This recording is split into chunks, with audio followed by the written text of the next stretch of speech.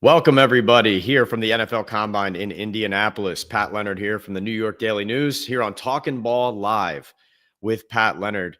After a week of rumors, gossip, information, analysis, and sources talking in the hallways and the back rooms of bars and restaurants in Indy, the hallways that connect, there's a way to walk around Indianapolis here while the players are working out and agents and teams are meeting. There's a way to move around this city without ever actually going outside, if that's your style. Tunnels, skyways, escalators, and elevators, and also the ability to find a corner, a table, a bar, a situation where you can sidle up to, people who are, it could be an agent going into a meeting with a free agent available. It could be a general manager who is getting ready to field a call on a big trade and negotiations on a contract for a veteran quarterback. It could be a coach who has an opinion on a draft prospect after meeting with them in the stadium at Lucas Oil Stadium here where the Colts play, and then watching him on the floor workouts. So many different ways to acquire information, to strengthen and establish relationships here, and to ultimately bring what I can as far as news, information, and analysis to you. So let's start right off the bat. What I know, what I've been told, what I was told on Thursday evening. We stand here on Friday, February 28th. What I was told on Thursday is one person said that they had heard that the Raiders and Stafford was getting close. Another person told me that they had heard reliably. So this is a source, and also I would say a source connected to the situation, saying that they did not believe Stafford and the Giants were happening.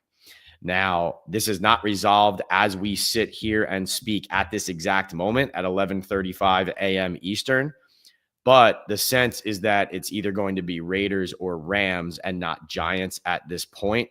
Now, it's certainly possible, because Stafford has entertained the Giants all the way up until the end, that he picks New York, right? So you can't say it's a 0% chance here, and I'm not going to do that.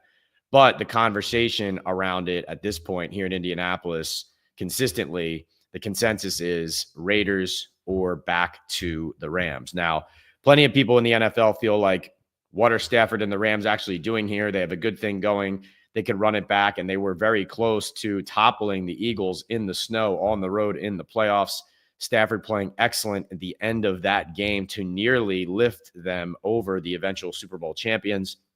So one thing I do want to be clear about is that Stafford and the Giants, this was a very real, very aggressive pursuit, something that early in the week, when I was reporting that this was a strong possibility, when I explained that Aaron Rodgers wanted the Rams should Stafford leave, when I reported, and myself and a couple others reported, that Stafford and the Giants indeed had met. And then I saw members of the Giants brass, high-ranking members of the Giants brass, in contact again with Stafford's representatives right there in person on Thursday, the next day. So this was continuing all the way throughout the week. So this was very real. It wasn't a bluff. It wasn't something that at a certain point was more of a headline than a possibility. Like early in the week here in Indy, very much a dance between Matthew Stafford, the Giants, and the Rams, when obviously with Tom Brady stepping in and getting involved, that begins to pick up steam. And then here we are. The latest reporting on that at the moment is that I believe Diana Rossini mentioned that essentially the Rams or the Raiders and Giants have a similar contract structure in place that they would be giving Stafford, which essentially sets the market for what the Rams might have to pay him to keep him. It is very possible, like I said, that especially with it being reported and kind of figured out and agreed upon that Stafford has identified a specific market and price that these teams are willing to pay, that gives the Rams an exact number and really the parameters of a structure to pay him to stay. Now, you do need to pay him. I think in the Giants case, it's a situation where not landing Stafford here is a major blow to what they were trying to accomplish this offseason. Joe Schoen, when he talked to us at that press conference, meant what he said. And he put himself out there by saying, we're going to go try to get the best quarterback available. That is what they did. Now, you have to like that the Giants chased it, but you don't get points for failing.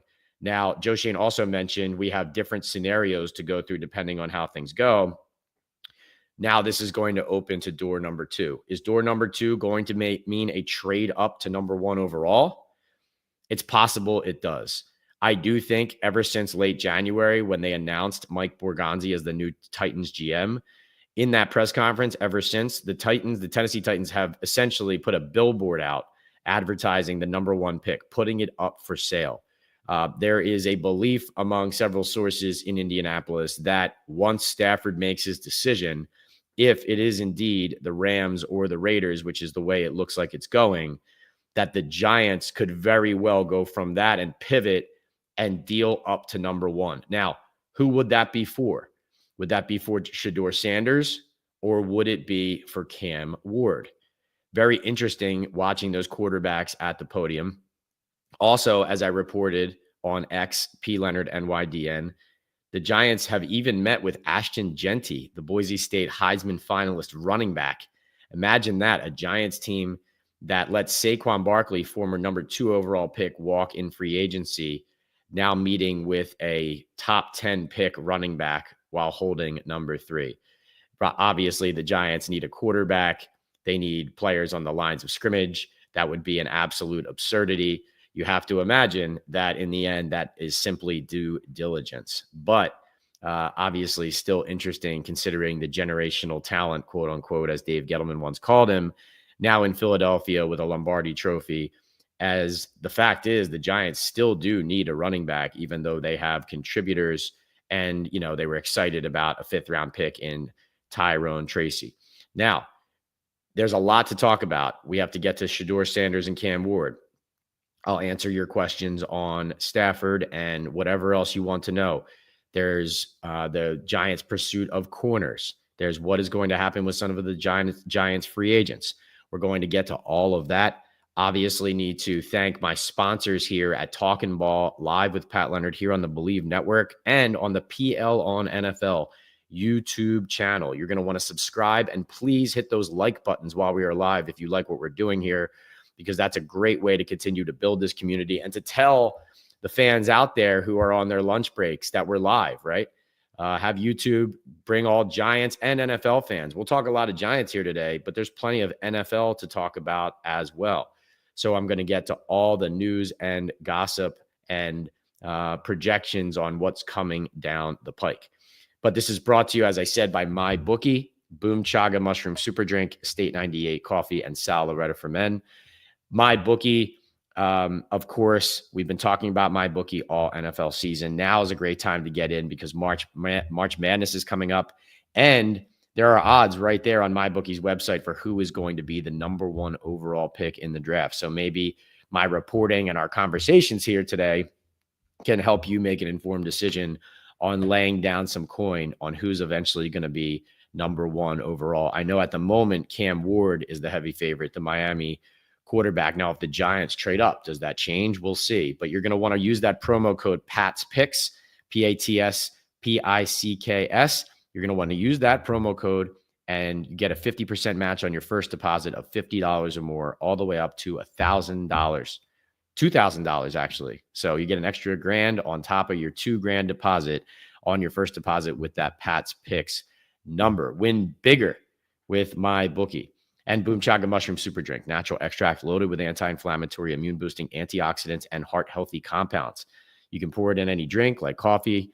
It can lower cholesterol, reduce inflammation, and improve immune and heart health with its beta-glucans and antioxidants. Go to boomchaga.com, use Talkin Ball 25 or the code right here on your screen, and get 25% off your first order on the subscribe and save option. Start feeling the difference today at boomchaga.com. Estate 98 Coffee, the website is estate98.com/Talkin Ball. You'll get 80% off there.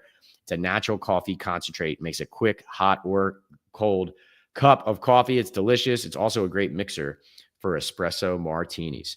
Chris Spires kicks us off in the chat. Chris, welcome, and thank you for setting the tone and the example of how our chat works. A lot of people returning here, of course, loyal followers, viewers, and listeners. But if you're not aware, I will go through the queue and answer questions that will prompt conversations about the Giants and about league-wide news. I will also pivot to different news and nuggets that I have to share with you guys. For example, who's calling the plays for the Giants next season? What's the latest on that?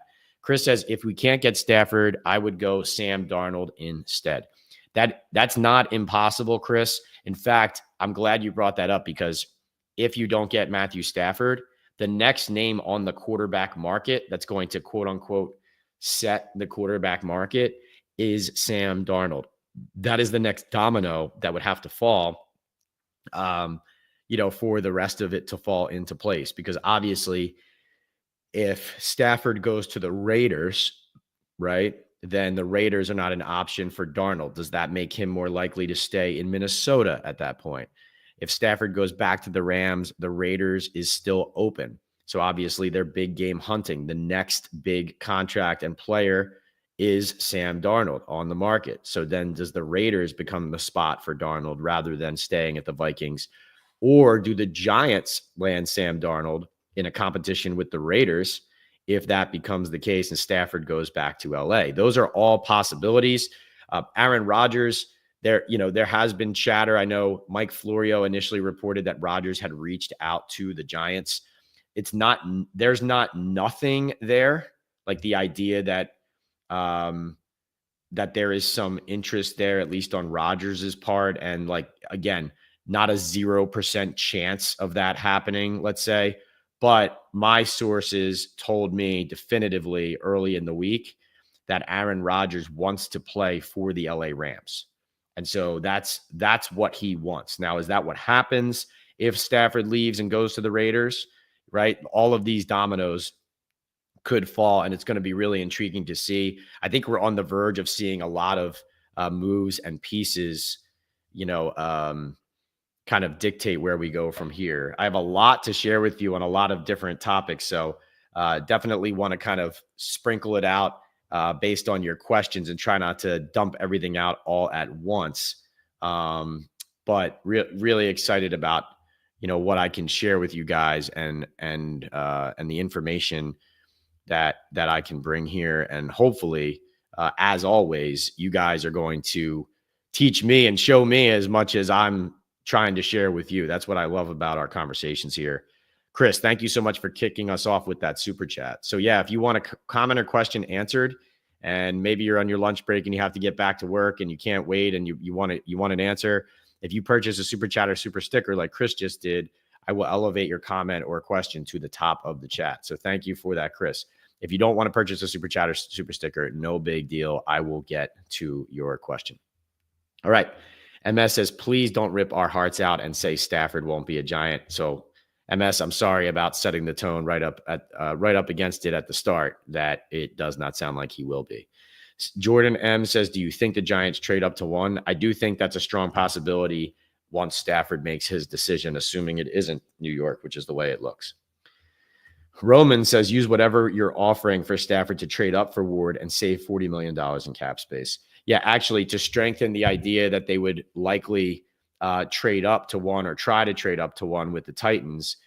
I was talking to somebody in the league actually in the recent hour or two who was saying that, there are certain players available for trade to a team like the Giants and other teams, but that they thought the Giants probably wouldn't go the trade route, in part because they would want to retain the assets to make a move up to 1. So what would a move up to 1 look like? I talked to one league source with a team who said that he believed it would make sense for it to look the way that the Aaron Rodgers Green Bay Packers trade looked like in 2023. So what happened in that trade was the team swapped first round picks that were only 2 picks away. I think it was 13 and 15 maybe. The Jets gave the Packers a second round pick that year and a second rounder the following year that could become a first rounder if Rodgers played 65% of the snaps in 2024. They also gave Green Bay a 6th rounder. So it was 2 2s and a 6. One of the 2s could become a 1. And then the Jets got Rodgers and a 5th round pick, and that was in addition to the 1st round pick swap. So really the crux of that trade, though, is the idea of it being 2 2s, with next year's 2 having the potential to become the 1. So if you think of it that way, that would be, that was not the trade up to number 1. That was actually what the trade for Stafford would look like in this source's opinion. So a trade all the way up to 1 would look different from that. Sorry, I was conflating the 2 there, but that was exactly kind of the parameters of, so you're paying Matthew Stafford, and then you're also giving those assets up if you get Stafford. But obviously, if the Raiders are getting him, or if he's staying in LA, then you're retaining those assets and you're making a trade up to 1, most likely, and you have more of those assets to use on it. All right.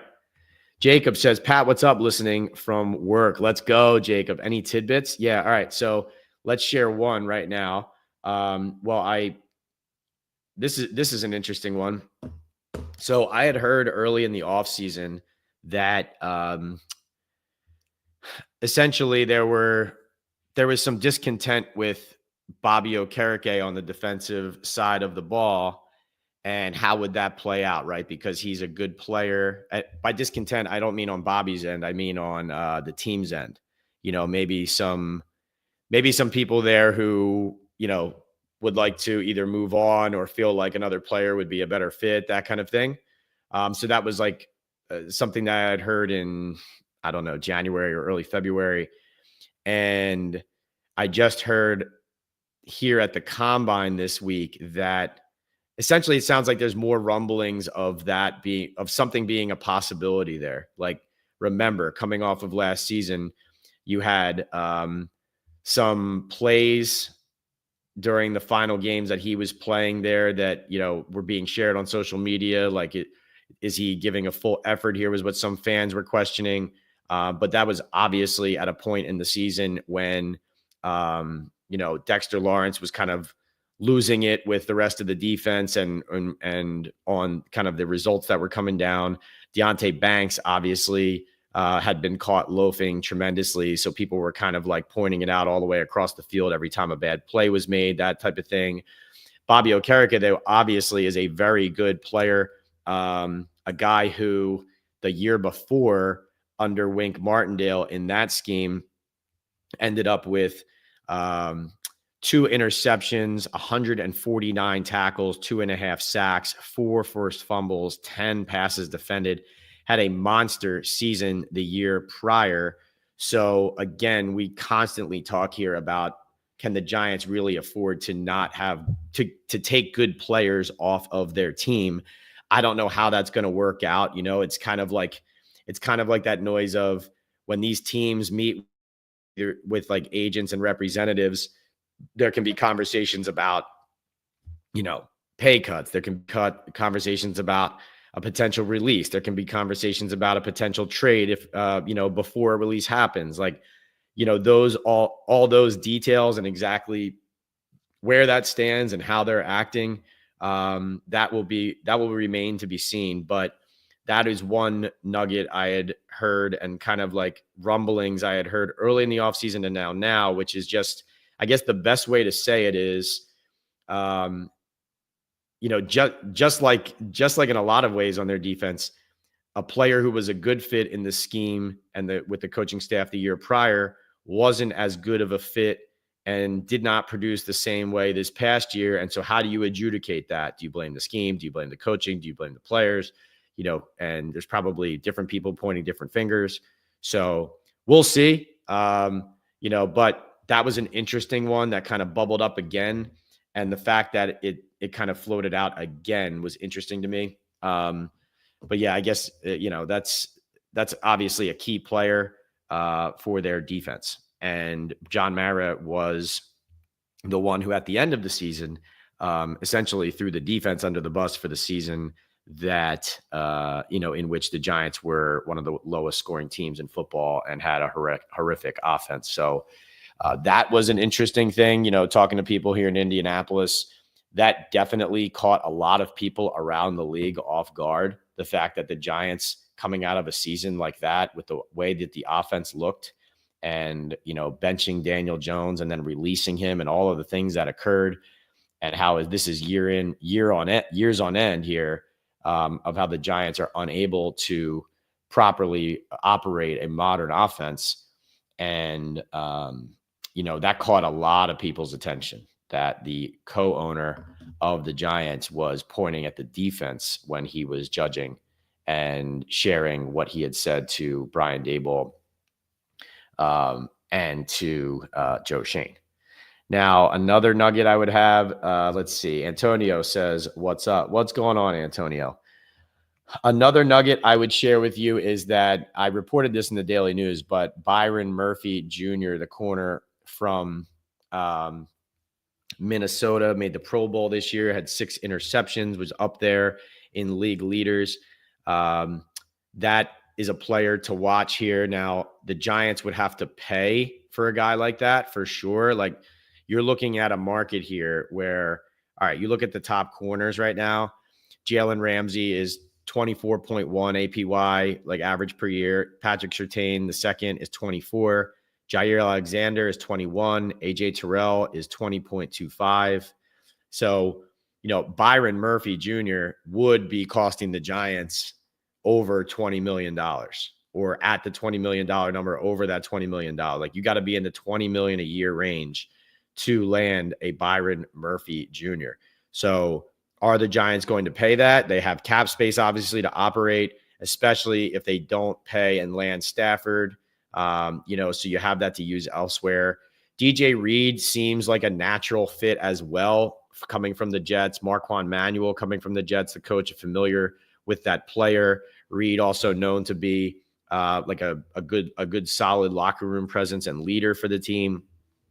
But again, that's a player who, especially, with an agent in, I believe, Mulugeta, who always seems to get top dollar for his guys and, loves to reset the market, things like that. The question is, if the Giants, how bad do they want it? How badly do they adjudicate and decide their priorities and say, okay, yeah, we want a corner, but, man, we'd rather pay Byron Murphy Jr. 15 than 21. We don't feel like that's fair. And then it's like, well, then you're not going to get him, right? Byron Murphy Jr. is a guy who, of course, the Vikings value a lot, but does feel like somebody who can cash in here. And it's not like the Giants have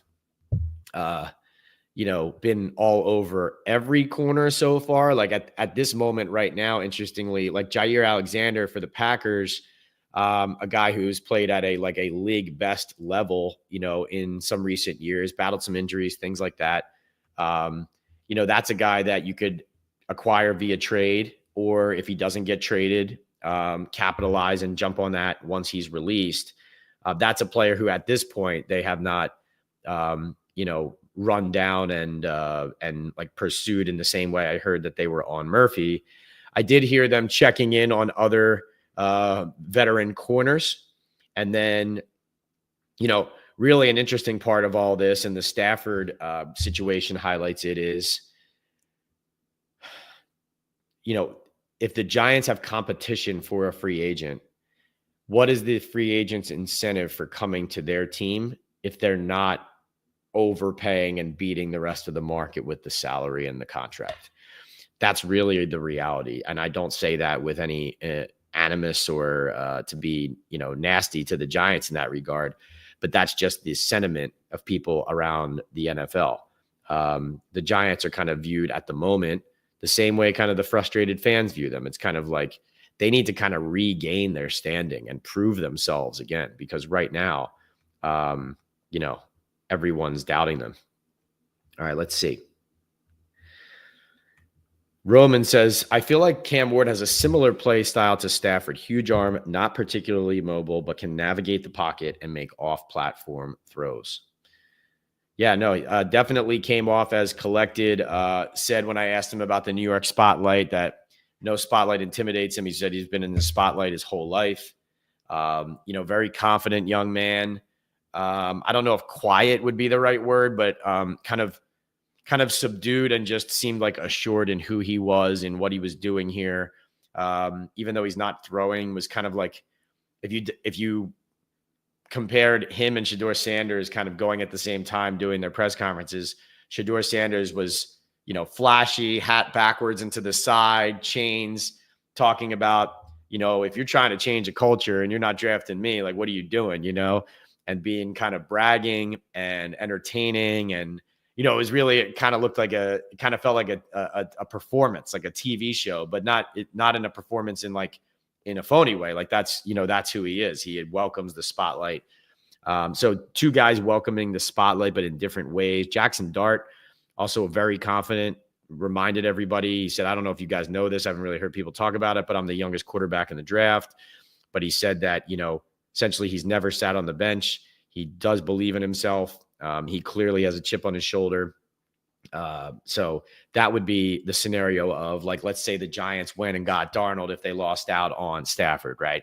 If they went and got a Darnold after losing out on Stafford, then you could, conceivably, this is just another scenario. If they didn't trade up to 1 and they went that route, then you could draft a position player at 3 and then maybe trade back into the back of the first round or in the early second round, take a player like a Jackson Dart. Jim says, Pat, speculation Stafford would join the Giants when he's met with the GOAT in Montana is ridiculous. Well, here's the thing, Jim. And I know what you're saying, how it looks. And also, like, you're saying just from a logical standpoint, like, at that point, why would he be choosing New York over the Raiders and Brady at that point if that became an option? And so what I'm saying to you is that was an evolution of this process. Like, the Giants were in and, like, all in on this pursuit. And it was a very real possibility. And the Brady work with Stafford and the Raiders kind of full court press alongside, and that competition ramping it up, now leading to conversations with the Rams and a potential that Stafford actually stays, like, all of that kind of developed. So it may seem ridiculous to you, but that was the evolution of it. But that's why I'm trying to assure you guys, this was not like a fake pursuit here. This is a very real thing. Jacob says, smack that like and sub button for the best reporter in the business. Thank you so much, Jacob.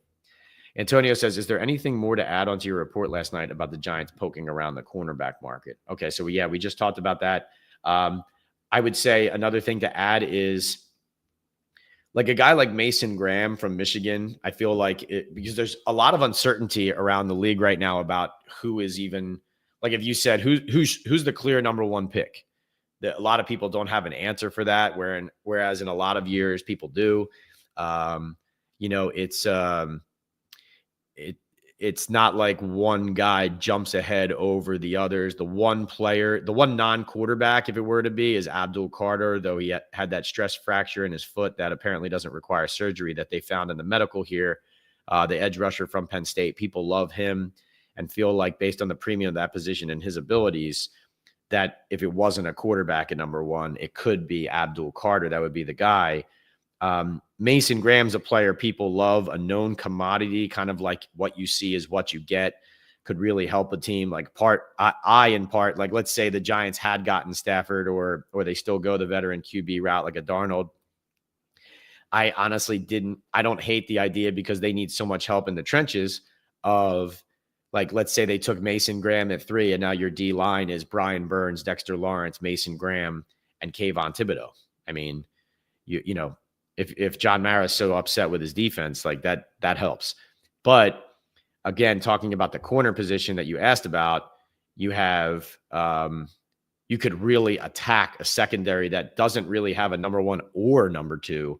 And if you, let's say, paid for Byron Murphy and drafted Travis Hunter at 3, now you're getting 2 corners to put on the field immediately to make plays. And in Hunter, you'd be getting a guy who can also help your offense.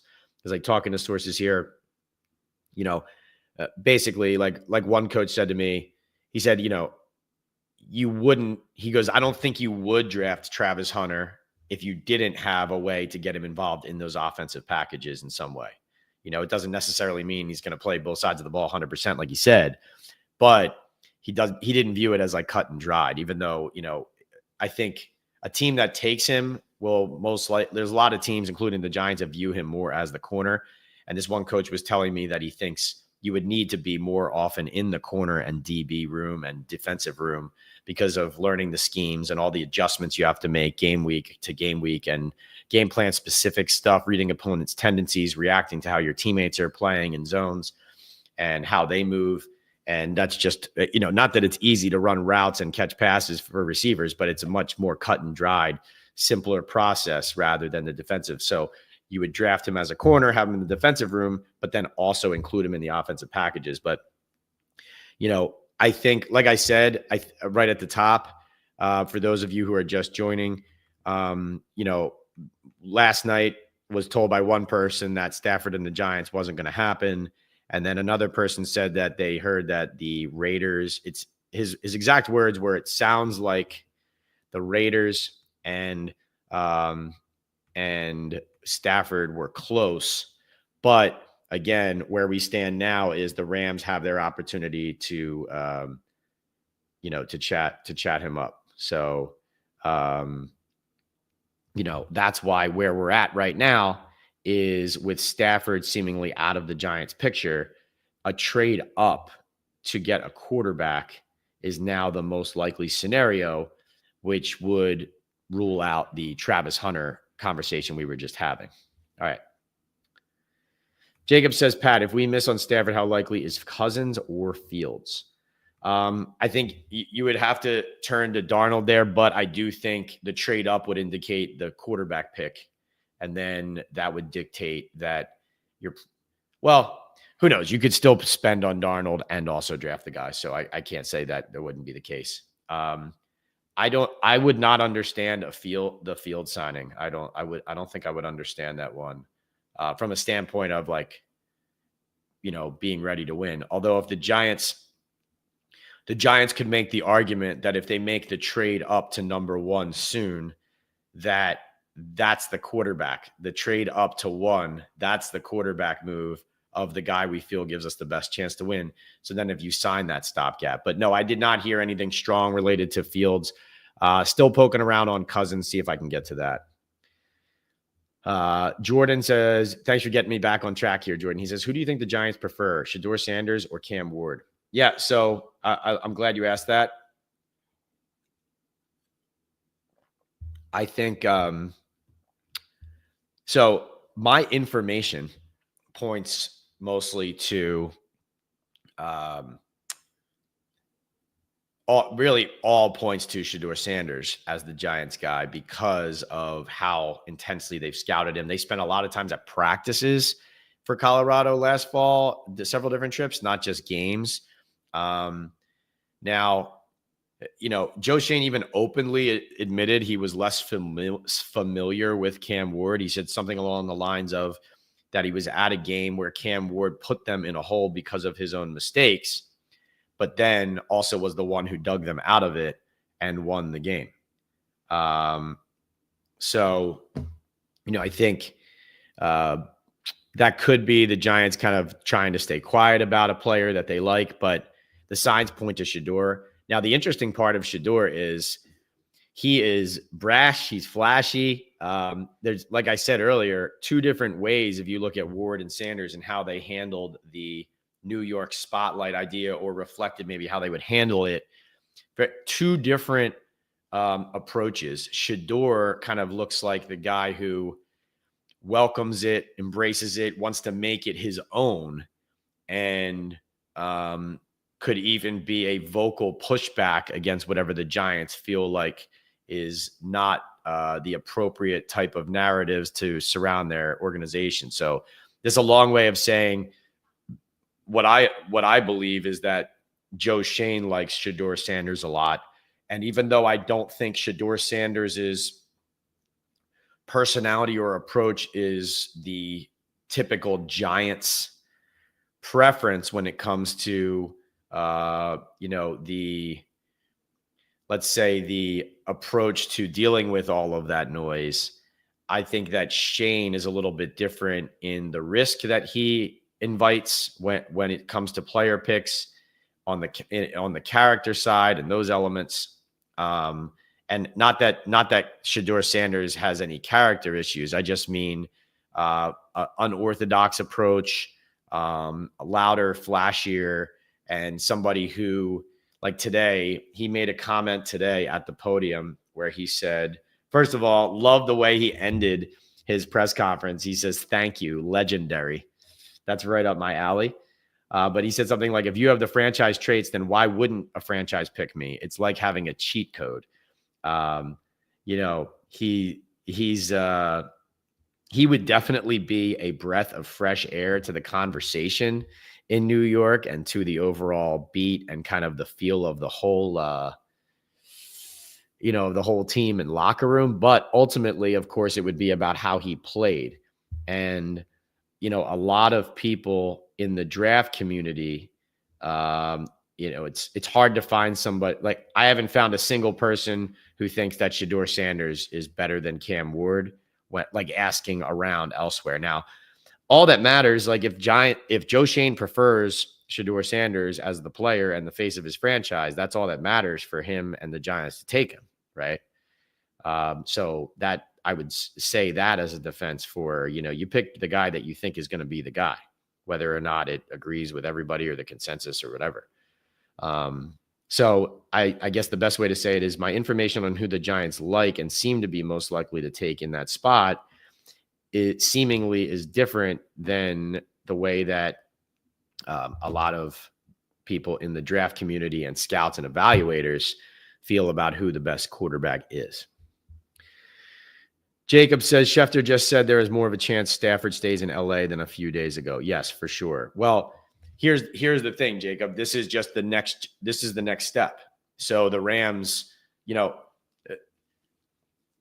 it felt a lot less likely a couple days ago because this was more than just the Stafford chatting up and figuring out his market. Like, this was serious conversations about joining these other organizations and what it would look like. It was the Raiders and Giants selling to Stafford how they would be able to support him, how they would be able to pay him. What does that look like for him and his family? What's the offense look like? This brings me to the play calling element. I had a conversation with somebody, a couple of people the other night, and as of this moment in the offseason, here on February 28th, as the NFL Combine is winding down, Mike Kafka nothing has moved officially in the direction of Mike Kafka being the play caller again on offense. Now, does that mean Daboll's giving it to somebody else, like a Shea Tierney, right? Like I haven't gone that far enough to say, like, I know exactly what it's going to be, but you would have to think that with Mike being the assistant head coach and the offensive coordinator, if he's not getting the play calling, it means that Brian Daboll is keeping it, even though the owner, John Mara, said that he suggested to Daboll directly in their end of season meeting that he give it up. So, very, very interesting. Of course, there's still time in this offseason. We don't talk to Daboll on the record again until the owners' meetings at the end of March, basically a month from now. But remember, you're pitching to Matthew Stafford and telling him, like, here's the way it's going to look, right?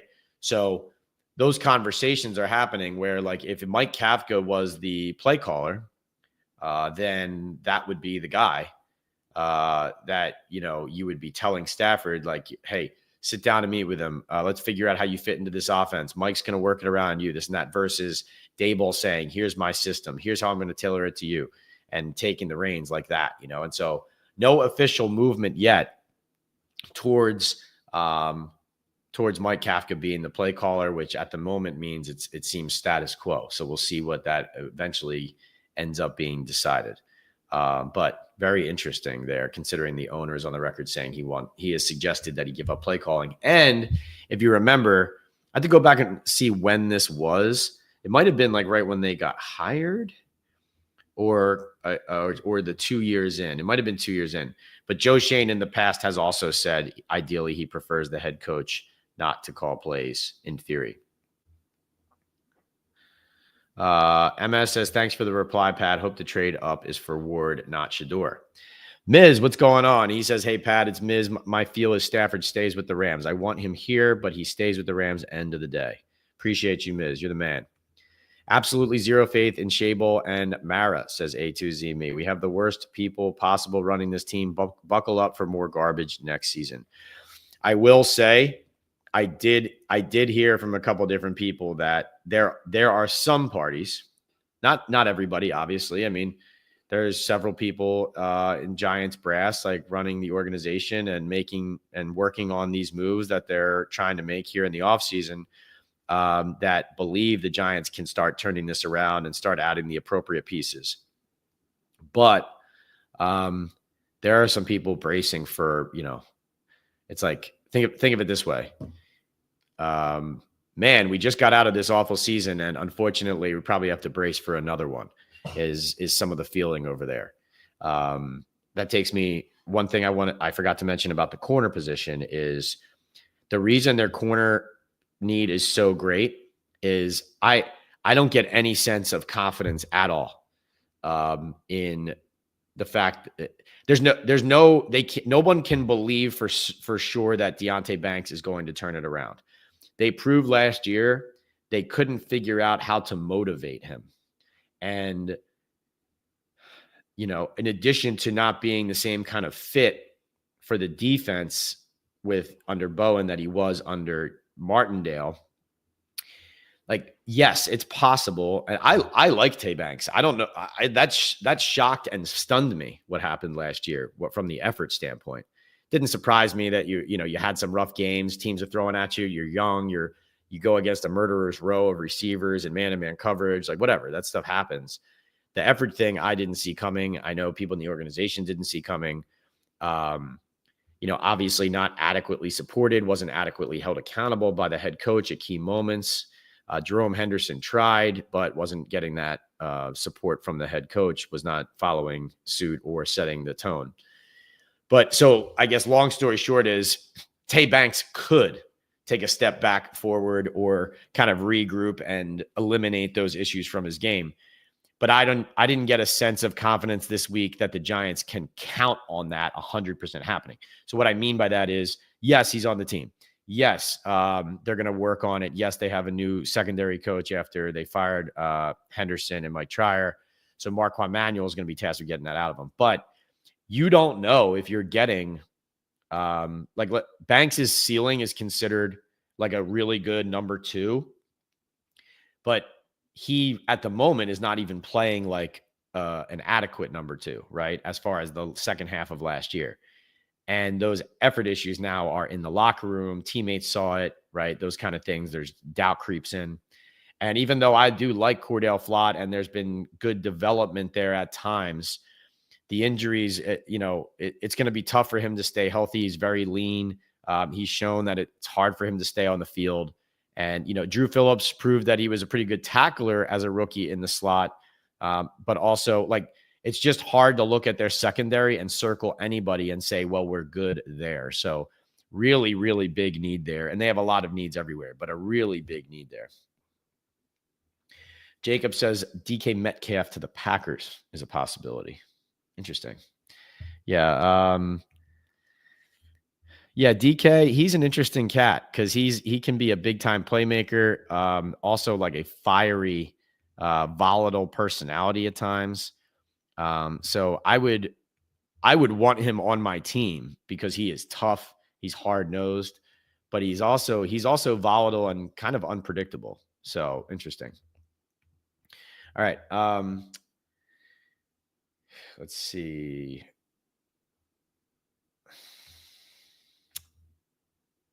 Roman says, is there any chance Dexter Lawrence gets traded after all the Giants have put us through lately? I don't know if I could recover from that. I did not hear anything in regards to that. I did come into this offseason feeling like knowing that Dexter was obviously not happy with how everything worked out. I did not hear anything this week about that possibly happening.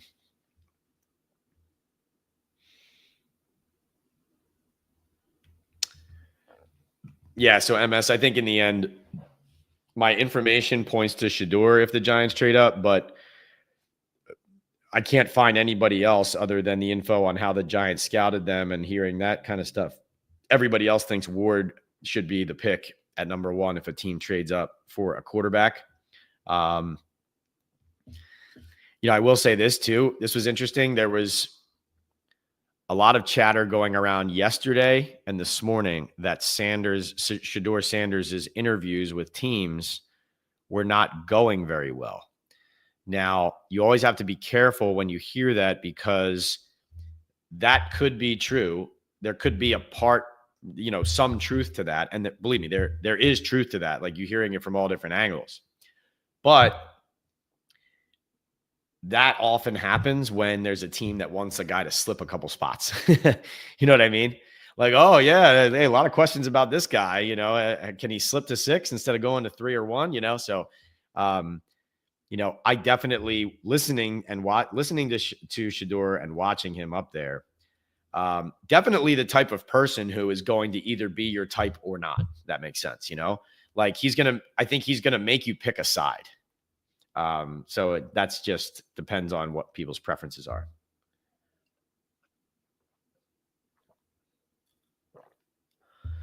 DeIlla says, any chance there's a 3-way trade between the Giants, Raiders, and Rams? Giants acquire Stafford, Raiders move up to 3, and Giants to 6. Giants at 3 would be the cheapest spot for the Raiders to move to. Oh, I like where your head's at there, DeIlla. Had not heard that as a possibility, though.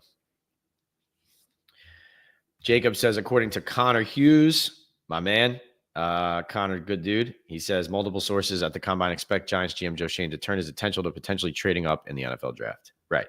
So that's what we just talked about earlier here. Yep. Let's see. And potentially trading up as high as number 1 pick for the quarterback. Yep, exactly. Basically telling you the same thing I just told you, right? Kyler says, why not get Cam, get the best guard in free agency, get the best wide receiver with the pick after Ward, and let him just start? Allen was fine starting. Show us what you can do, Brian Daboll. He'll make mistakes, but will gain experience. Yeah, no, I don't disagree with that. It would make perfect sense for clueless Joe to overpay for a corner rather than building the O-line to potentially support a rookie quarterback. Just to be clear, Romans, I'm not saying they're not in the O-line market. I mean, they obviously have a hole at right guard. And they have money to spend. And, I was a little concerned hearing Joe Schoen talk about we have 4 starters back from our offensive line because, I know this is a debate, obviously, but like I don't think that 4 is as good as the Giants think it is. And I think they're misevaluating themselves if they're relying upon it. So that scares me a little bit. I think they have to make way more investments. They need depth at tackle. Still working on what's going on with Evan Neal. Joe Schoen said the one thing he said was that he liked Illuminor at right tackle and thought he played well there, which, obviously once Illuminor got hurt, Neal played extensively down the stretch at right tackle. But that sounded to me like Joe Schoen's way of saying Illuminor is going to be our right tackle, not Evan Neal. And when he was asked about Evan Neal, he mentioned several times things like the roster is going to look a little different in a couple of weeks. Then we'll see who's on the roster and how it shakes out. He did not answer in the affirmative or really at all when asked if he was going to be moved to guard. It would not shock me if Evan Neal wasn't on the Giants when OTA started. No one's told me they're releasing him or what's happening there yet. But Schoen just didn't really talk about him with any confidence or definitiveness. So that was kind of what I just said is kind of conjecture. It was just like, it's just really murky. Like the way that he has talked about it has been really murky. All right, let's see.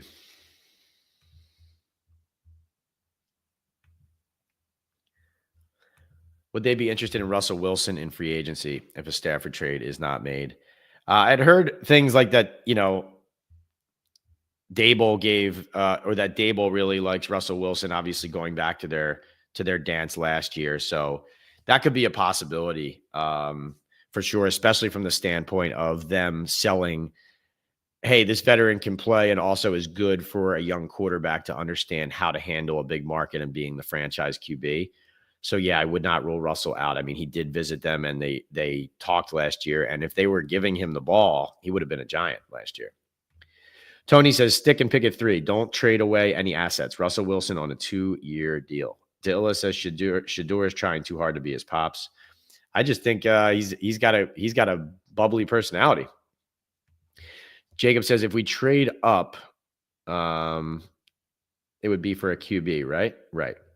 Joey B says, just saw this message. I was cutting hair, bro. Give me a quick recap. Okay, that was a few minutes ago. You said that, Joey B. So let me know what you need to know, and I'll make sure I peek and give you a quick recap. Got an inkling that Dart will be the best of the 3. Watching him go to the Rams. Watch him go to the Rams and ball out, says Kyler. Yeah, one team that definitely needs to poke around or is poking around, and I'm interested to see who they end up taking, and if they take a quarterback in the first round, is the Seattle Seahawks. They're a team that obviously has needs on the offensive line, and as well as other places, right? You can get better there. They have the 18th pick in the first round.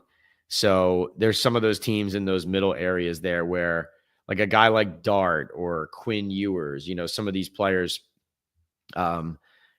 interesting to see how that develops because, do you want to add a developmental guy? Because Geno's still the guy there for now, but they do need to get another quarterback in the building. So would they really use their first rounder on it? Or, we all know John Schneider is very much a trade back, get more assets and still get your player type of guy. So maybe what the Seahawks do at 18 is try to find a way to slide back a couple spots. And then in the 20s, take a Dart or Ewers or, one of these quarterbacks that they decide is somebody they want to have in the building. That's just one that interests me. We got a super chat. In 2 says, why do I get the feeling that 7 wins next year buys Shable another season or 2? I think because, they just announced by keeping them that a 3-win season wasn't unacceptable. So that means that a 7-win season would be considered like, an unbelievable accomplishment. It would be more than double the wins they had this year. So, you could put that in a nice little PR package. And Shane's good about spinning those stats that way. And you could easily see it happen. I think you're onto something there in 2.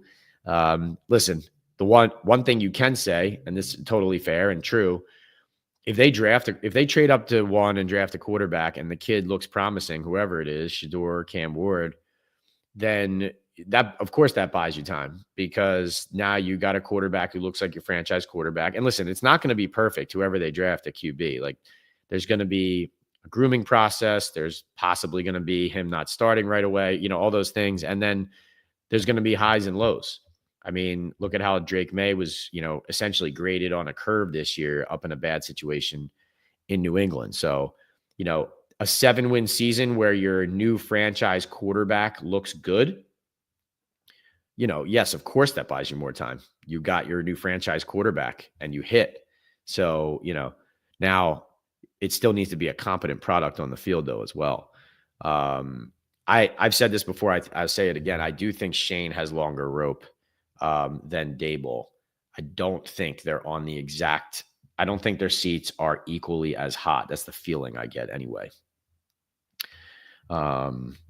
Novice of Things said, thank you for the super chat in 2. And Novice of Things with a $2 super chat says, how small is Shador in person? Slender, did not stand out with his size as a quarterback. I would say I liked Jackson Dart's profile, not as tall as Quinn Ewers. It didn't seem walking by me. But I'm not looking at the numbers in front of me, but just looking at him, Ewers was taller, but Dart is kind of like, he's not small and he's put together. He actually said that he emulates Jalen Hurts because he actually feels like they have similar playing styles and, body types in the sense of they can move, but with strength, and they have, and he likes the strength in the pocket. from Hurts, and that's the way he likes to model his game after. So, but yeah, no, I'm seriously, like Shador, he doesn't profile physically or personality wise as the Giants type typically. But like I said, Shane's different. It's a different factor and variable in the choice. And even though he said he loves taking swings at quarterback, he hasn't drafted one yet, obviously. Now, it's unquestionably true, though, that it was a swing to pay Daniel Jones, right? Also, remember this. This is something that's getting lost in the shuffle here. And this is something I'm writing for the Daily News tomorrow about, the trading, possibility of trading up and likelihood of trading up, right? The Giants tried hard to trade up with the Patriots to get Drake May in last year's draft. Everyone is now focused on Jaden Daniels because obviously they liked him a lot. You could see that on Hard Knocks. Joe Shane reminded us of that this week. But they were never going to get to the number 2 overall pick to get Jaden Daniels.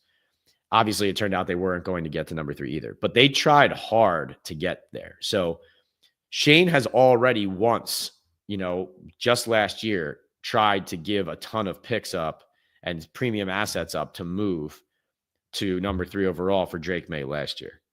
So, that was a swing, so to speak. And so trading up to number 1 now would be the next swing. One interesting thing I had heard NFC East related is look for Deebo Samuel as a possible option for the Commanders. Adam Peters, familiar with him coming from San Francisco.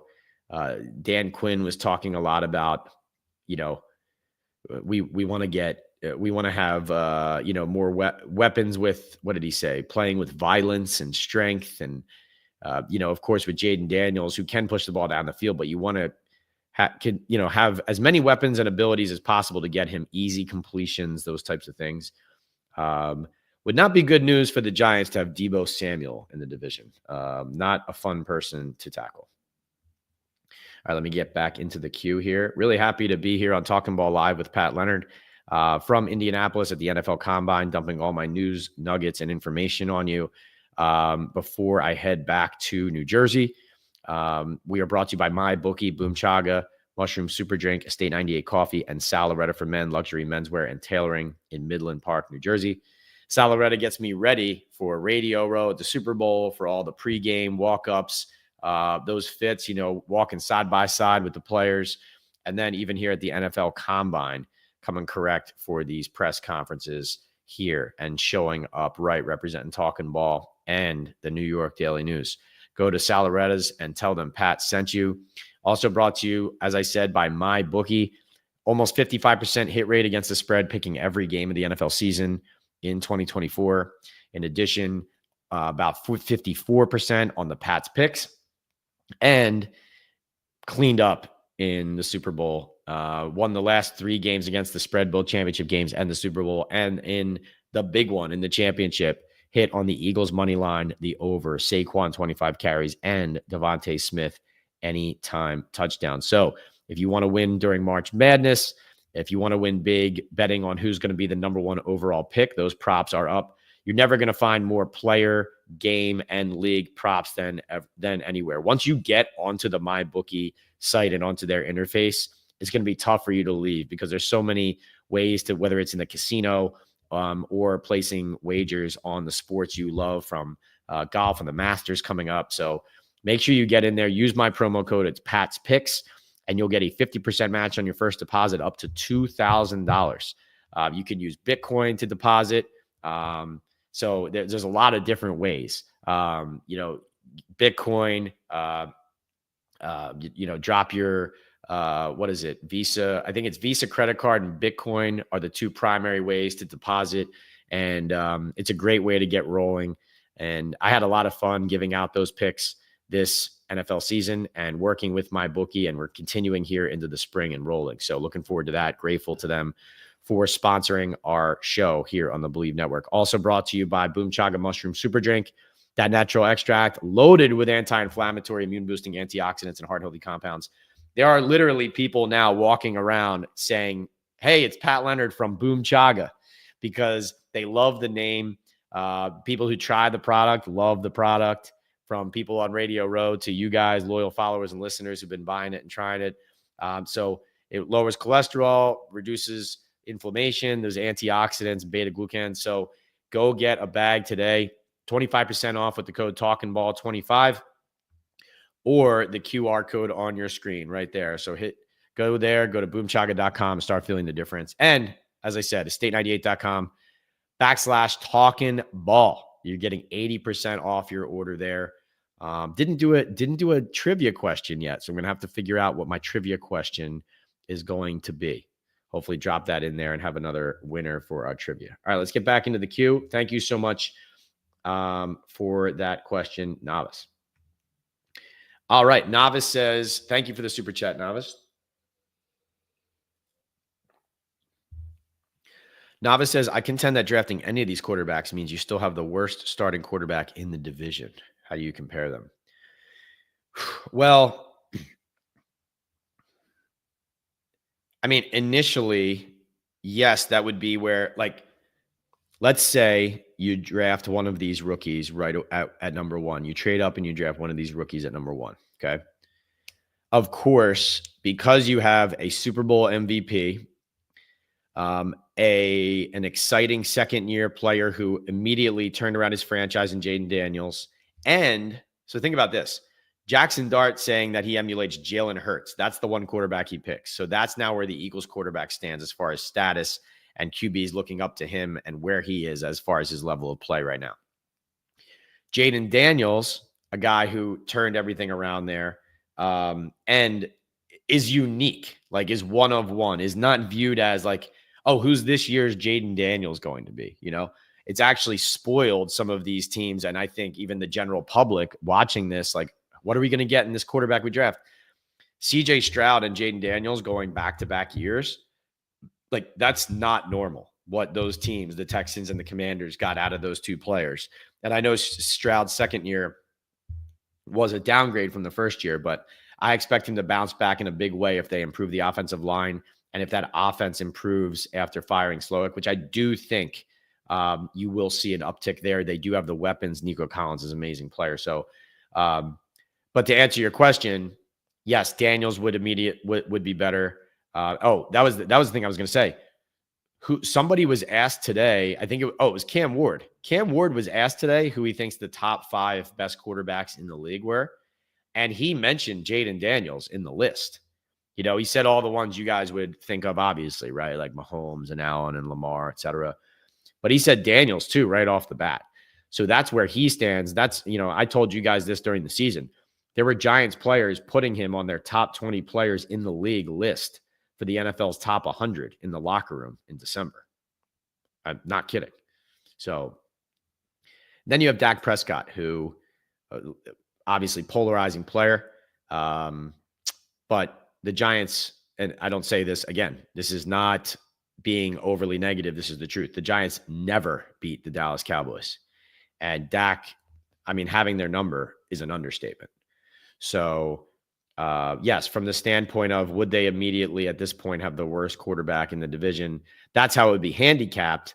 But, you know, that also starts from the standpoint of right now, those 3 teams have those 3 guys at quarterback, and the Giants don't even have one, right? So, you know, I would hope that once the Giants, assuming the Giants do, once the Giants draft a rookie, it's not going to look perfect right away. So, like, you're not going to get Jaden Daniels right away, you know, or you're not going to get a Jaden Daniels. Like, you can't think of like, oh, if this guy doesn't turn into Jaden Daniels, you know, it's not going to work out. Those kind of things, you know. So, unfortunately, Novice, you're probably right, but this is where the Giants are, you know. Let's see.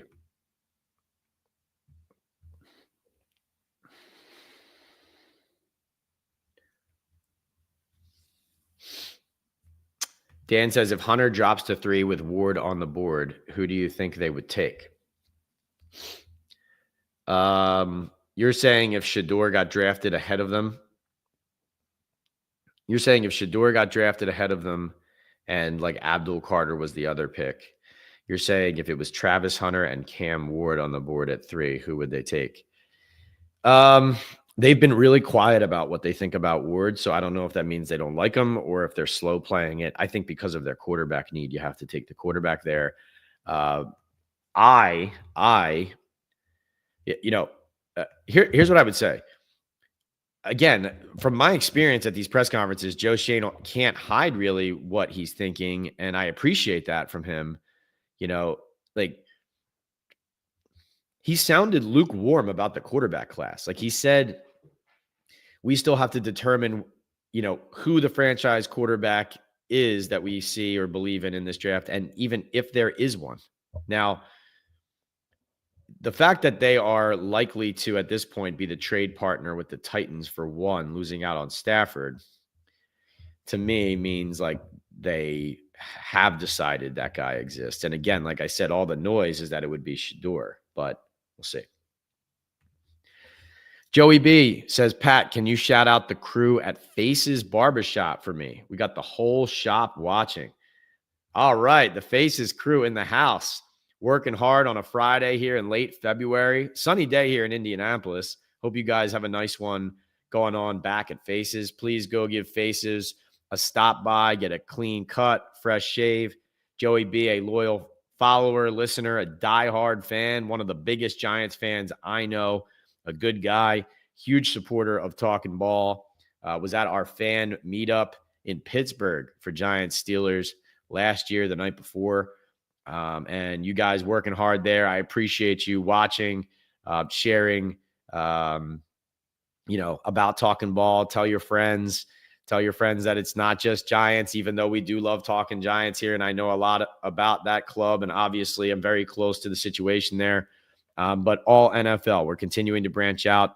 I have an exciting guest coming up on Monday, Giants related. So look forward to that. Going to have an episode drop probably early Monday afternoon. So check that back here on the YouTube channel, PL on NFL, Talkin Ball with Pat Leonard on the Believe Network. Looking forward to that. Will be insight into, I would say, how the Giants are going to proceed, at least with one player situation, I would think. One player I wanted to mention was Azeez Ojulari is, at least talking to some people, I would not expect him to be back. They already have. Now, he could conceivably end up being back in New York if a certain market doesn't develop and teams, let's say, give a guy already on their roster a pay cut or sign somebody else, and therefore they have interest in Azeez, but then they solve that position or that problem by landing either a bigger fish or they got a similar player at a discount. But I think because the Giants have so much invested in the edge already, and then you have to imagine, as we've talked about, that they're going to try to augment, or they are going to augment and draft and sign on the D line, on the interior especially, but also continue to try to reinforce and support that pass rush, probably with some more cost control. So that was an expectation of mine prior to this week, that Azeez probably wasn't going to be back, but I guess that remains my expectation after having some conversations here, but we'll see. Pat, thanks to you for Talkin Ball. Now that Stafford appears gone, would the Giants sign a free agent QB first before the draft and then pick Hunter and pick a QB later in the later round? If they don't make the trade up to 1, and now it does feel like, they could take that big swing next. So if they're trading up to 1, that'd be for a quarterback. If they don't trade up to 1, then, we talked about Sam Darnold. Somebody mentioned Russell Wilson. Like, these are guys that, and then Aaron Rodgers is a name that, as I've told you, he wants to be with the Rams. But, it's not a 0% chance that he would be on the Giants either. So I still think Rodgers ends up with the Rams if Stafford doesn't go back there. And as I'm talking to you guys, I'm kind of texting with some people and checking in with some people because this is moving. This is the day. You know what I mean? It feels like this is the day we're going to get a resolution one way or another. Pat, I don't think Cam Ward is worth moving up to number 1 if the Giants are taking that route, says Joel. Interesting. Thanks, Joel. No, I appreciate that. That's good insight. Thank you for that opinion. It's so annoying thinking that they won that Colts game just to save jobs, and then that bumps you back, Andrew, to answer your question there, yes, if that were the scenario where they still made a significant investment on a free agent quarterback, even losing out to Stafford, then yes, like one scenario, just as an example, would be pick Hunter at 3 and then either trade back into the back of the first round or at the top of the second round, taking a guy like Jackson Dart. But there's a lot of other teams, I think, that would be thinking the same way. I believe my colleague Antoine Staley said something along the lines of like the Jets could end up doing something similar, because it doesn't, we'll see. I mean, there have been opinions that the Jets, even though they need a QB, would not be like hunting one breathlessly in the first round, at the top of the first round, that they recognize they have other needs there first. Illa says, I don't know how the Raiders could be in the driver's seat on Stafford's contract. The Giants have the higher picks, can obviously be more attractive in that than regards to the Rams. Yes, but there's also the idea that if he played for the Raiders, his family wouldn't necessarily have to move, because it's like a hop skip, it's like a puddle jumper, so to speak, from Vegas to LA. And he could get that extra money, and then not have to rip up and change his whole kind of family setup in life. It's tax-free state, no income tax, that is, in Nevada versus New York. So money's going further. And then, I do agree with you, though, that it's the other thing is Pete Carroll and Chip Kelly and an organization and franchise kind of starting fresh, so to speak, versus the Giants being in like everyone's backs up against the wall situation.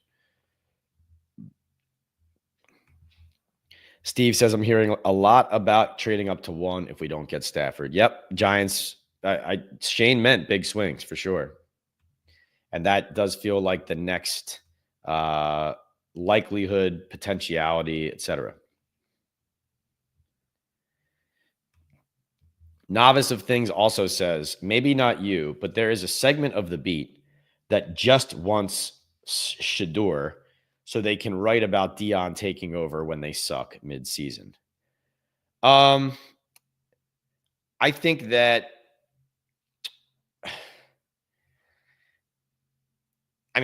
definitely, I think selfishly, there are media in New York, and I can't lie and say I'm not one of them, that you'd be excited to have a Shador in the house. Just like I said, when some people said, don't go get a Jameis Winston, right?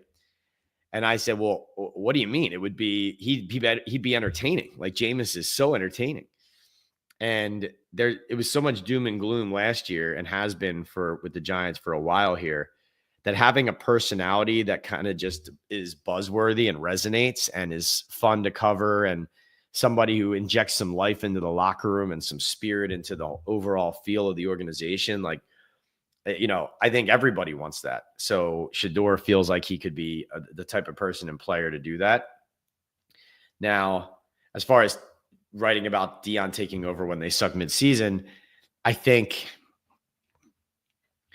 I already wrote, Novice, just to be clear and transparent, I already wrote maybe a month ago a column about, just so you know, if you're a team like the Giants with a coach on the hot seat who might not even last the year, like, we know that Dion has said, he's been on the record saying, the one way I would be interested in coaching in the NFL would be to coach my sons. And if Daboll and the Giants started poorly this season and the offense was a disaster, but it wasn't all, Shador looked okay, but Same problems with the team, no discipline, bad tackling, penalties, uncreative offense, etc. Like that would immediately ratchet up the questions and the conversation and the noise about, is Dion going to be the next head coach of the Giants? Now, it obviously wouldn't only be him to be a candidate if Dable got fired, but Navas, I do think it would not just be noise and rumor mill stuff if that came to pass. Like Dion is on the record kind of Dion very much like think about how he was kind of leveraging himself with the Dallas Cowboys noise that came out about, are the Cowboys and Sanders a fit, when that was never going to be a fit. But it's just always there's a lot of smoke there about leveraging it, maybe trying to get a raise at Colorado. And also a guy who, changed the culture and turned around the program there at Colorado. I just don't think it would be unfair, I guess. And it would be accurate to say at that point that would be a possibility. But, I do agree with your premise that, people who cover the Giants and people in New York would welcome a show that is way more interesting than what we have had here for a while now.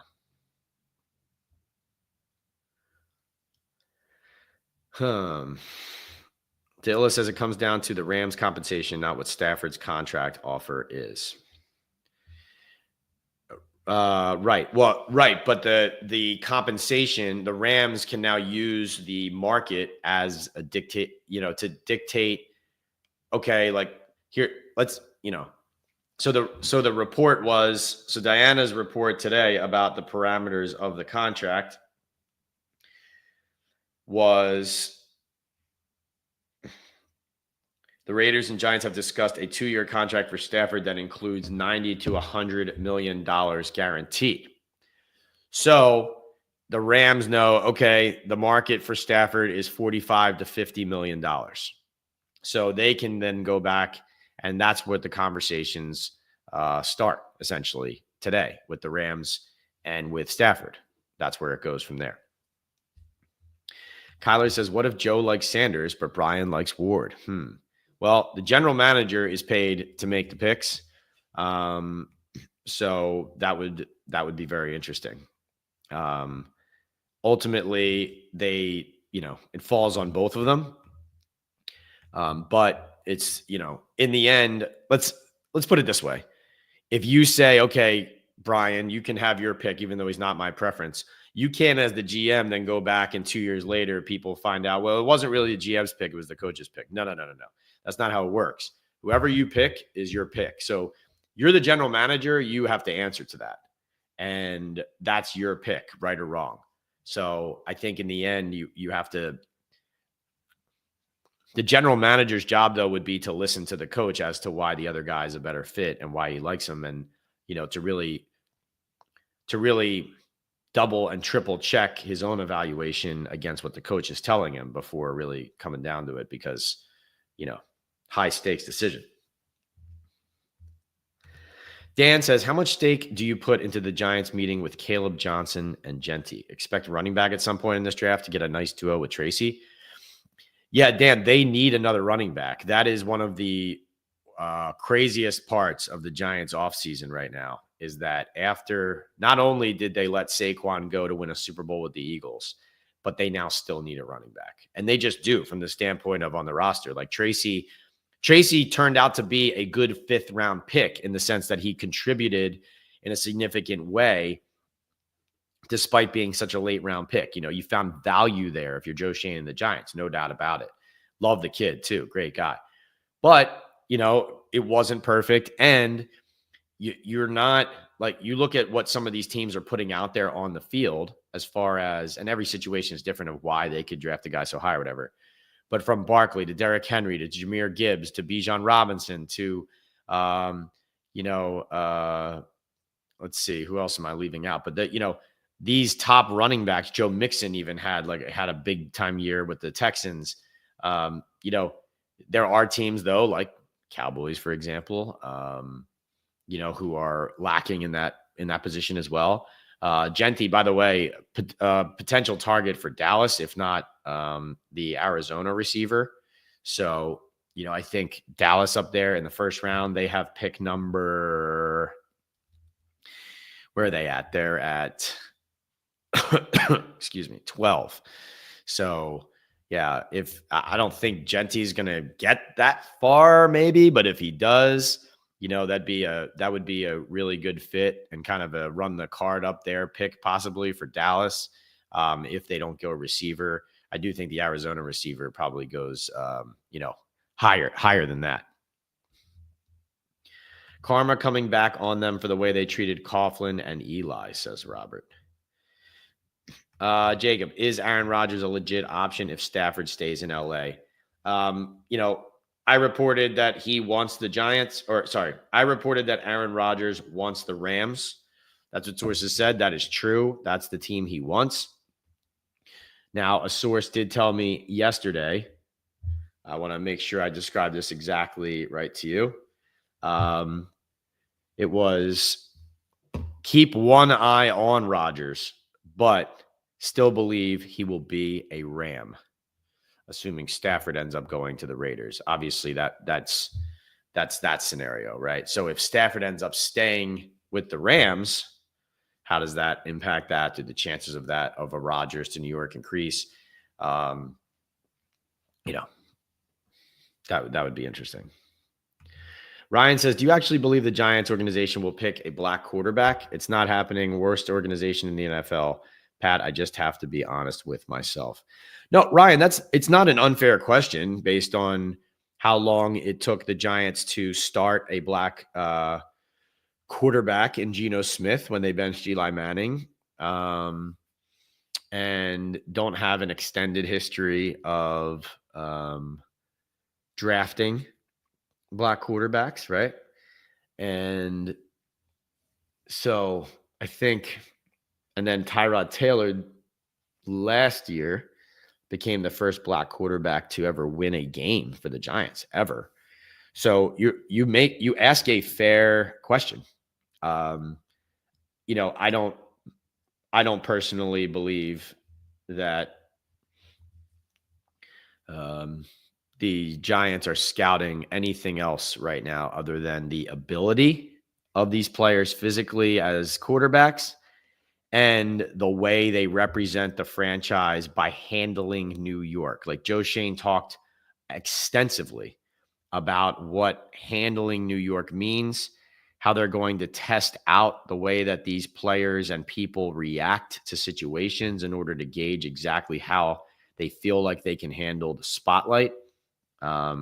So even if they trade up to one, believing, let's say hypothetically, they believe Shador's the guy, but let's say then there's some people in the building who like Ward better.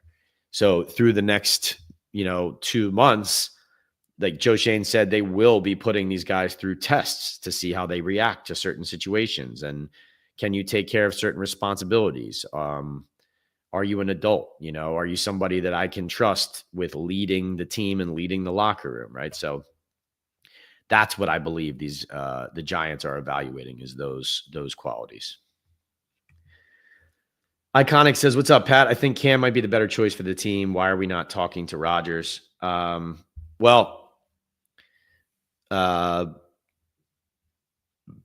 Rodgers,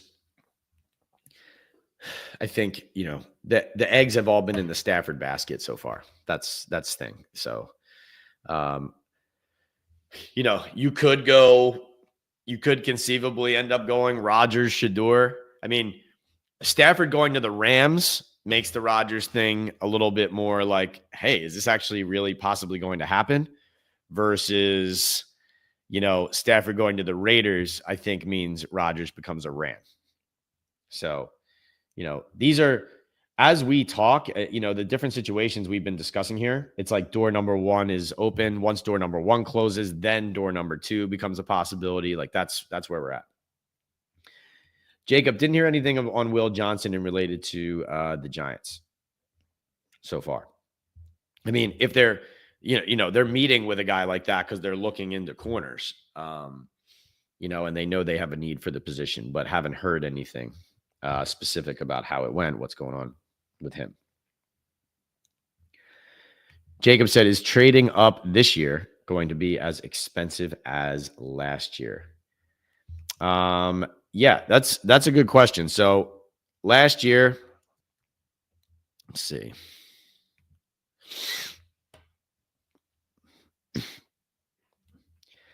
And thank you all for being here on this afternoon, lunchtime Talkin Ball live chat.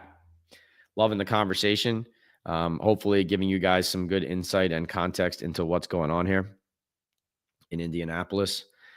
A long but a fun week. A week that it's a great time to kind of reconnect, gather information throughout the league, and also kind of set the table for the way the offseason is going to take off. So, so much fun.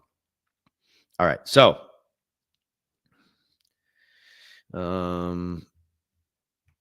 will the trades be as expensive? That's hard to say. I think it will depend, honestly, on. Okay, so like the Titans have been very obviously open about the fact that they want to trade out from one, is the way I have seen it and viewed it and heard it and talking to people. That's what I believe they want to do. So when you're so eager to move back, you do lose a little leverage there, but you regain it if there's a competition for that trade up. So are the Browns competing with the Giants to protect their ability to select their preferred player? And so do the Giants have a lot of competition from whether it's the Browns at 2? You also have like the Raiders at 6, for example. So if there's competition there, that drives it right back up. But we're still waiting to find out exactly what the price there would be. Is it more likely that we trade up than last year? They tried to trade up last year. So I would say just as likely that they're trying, because they tried last year and it sounds like they're going to try this year. Do you think the Giants taking Sanders more is smoke because they really like Cam most? It's possible. That's not typically Shane's MO, but it is possible. A2 says, thanks for the afternoon chat, Pat. You got it, A2. Vinny says, what's up, Pat? Listening at work. What's good, OG? Iconic says, Cam Ward is a slightly more mobile Big Ben. Oh, boy. Let's see. Do you see the Giants picking up Kayvon's option? Yeah, that would make sense to me. I did not get a definitive answer that was going to happen this week, but yes, that would make sense to me. OG says Giants won't be good until 2028. James says if we're lucky, it will be 2028. Let's see. Novice says everyone wants the next Eli, and that's fair. I think people forget that there was a Collins phase in there where they built a functional team first. Yeah, and like Amani Toomer said on my podcast, if you haven't watched it, watch that episode. It was great. But other people have said this too in the league. But this was, I thought it was really a smart thing for Amani to say. He said that, listen, you want a great quarterback, right? But he said teams that he was on and that plenty of other NFL teams around the league over the years said you don't need an elite quarterback to win. There are plenty of examples of teams that have won games, made the playoffs, made runs, who didn't have a great quarterback. He said, you have to get the fronts right, the offensive line, the defensive line. That's where it is. And if you support a quarterback or, an adequate quarterback in an appropriate way, then you can win. You don't like Joe Shane said he thinks the quarterback can elevate the team around him, but also is it, hey, we have to find the quarterback to elevate everything? Or is it, maybe it's smarter to build a better team and then plug an addict or a pretty good quarterback in and kind of and help everybody that way. I mean, unfortunately, where the Giants are because of their roster is they Shane has to articulate, like, I think my team is better than a lot of people do. I think a better quarterback will take us like this. So that's where they're at. You could debate that. I would debate that, but that's where they're at. Do I think Slayton comes back to the Giants? Jordan, we'll have more information on that early next week. Jacob says, Pat, except Jackson Dart, any day 2 quarterbacks we are connected to? No, not at the moment, but they are doing a lot of work at the position. They did a lot of work at the position last year, doing a lot of it this year. As we sit here now, I think with Stafford, expected to be, not an option anymore. It's not, nothing official, but like I said, I was told that, Giants wasn't happening, but we'll see. So, I would think it would be a quarterback at the top of the draft. OG says it might not be until 2030 with this organization. Giants messed up years ago with Coughlin, letting Steve Spagnuolo go. They've been bringing the wrong people in for years. Jacob says that Belichick and North Carolina will be featured on Hard Knocks after the NFL Films crew could not find an NFL team for the show, according to Front Office Sports. Wow. What a great thing. No NFL team will do it because of how bad the Giants came off looking. And then Belichick and Michael Lombardi step up and say, yeah, sure, we'll show you how we do it. Smart on their part. It's basically selling the program and the best coach in history. What do you got to lose? Pat, is Mara somehow contract bound not to interfere with the decisions of his GM, or is that the historical precedent that the Giants have always maintained since his father bought the club? No, Gary, John does influence and has a strong voice in decisions. Now, he has made clear over the years he has clarified that, yeah, he's not uninvolved, but he feels like he does not sit there and say, what's your plan? This? No, we're not allowed to do that. We're doing this instead. Like, John insists that is not his method of operation. He says the only thing that he, quote unquote, shoots down or won't approve is, I believe the way he has said it in the past is like related to, special circumstances, like off-field issues, like, okay, we're not going to tolerate this as an organization, those types of things. So, like, I always got the feeling that Micah Parsons not being a guy that they were targeting there, even though they really liked him, came from somewhere up on high, right? Because they had such interest in him and he was such an elite player. And then you just heard that there were, questions on the scouting character side, things in his history. And so those are the types of situations I think that Mara, influences or gets involved in. Obviously, the quarterback situations also are either murky or obvious involvement, like as far as sticking too long with Eli, or even if it was Dave Gettleman's decision in the end, like hiring somebody who is like-minded in that regard of trying to run it out and give him one last ride or 4, and those types of things. And even the Daniel Jones was a question of how involved was he versus Shane, what he wanted to do. But, also in fairness to John, clearly he knew that getting rid of Saquon Barkley for a couple million extra was not the right decision, but he let Joe Shane do it anyway. He also, Joe Shane was, it was reported, I believe Albert Breer reported at the time that Joe Shane was in there working hard to hammer out this deal on Daniel Jones to make sure he was still their quarterback a couple years ago. And, yes, clearly John was on the phone with him, and so he's involved, but that was ultimately it's on the GM who re-signed the guy to the deal, right? When would the Giants make a trade to number 1 if they will? Sooner rather than later? Yeah, I think, Steve, because of how this is moving, I think it would be sooner rather than later. The timeline of this is based on how this is moving, it would not shock me if Stafford was decided definitively by the end of the day. Certainly before the end of the weekend.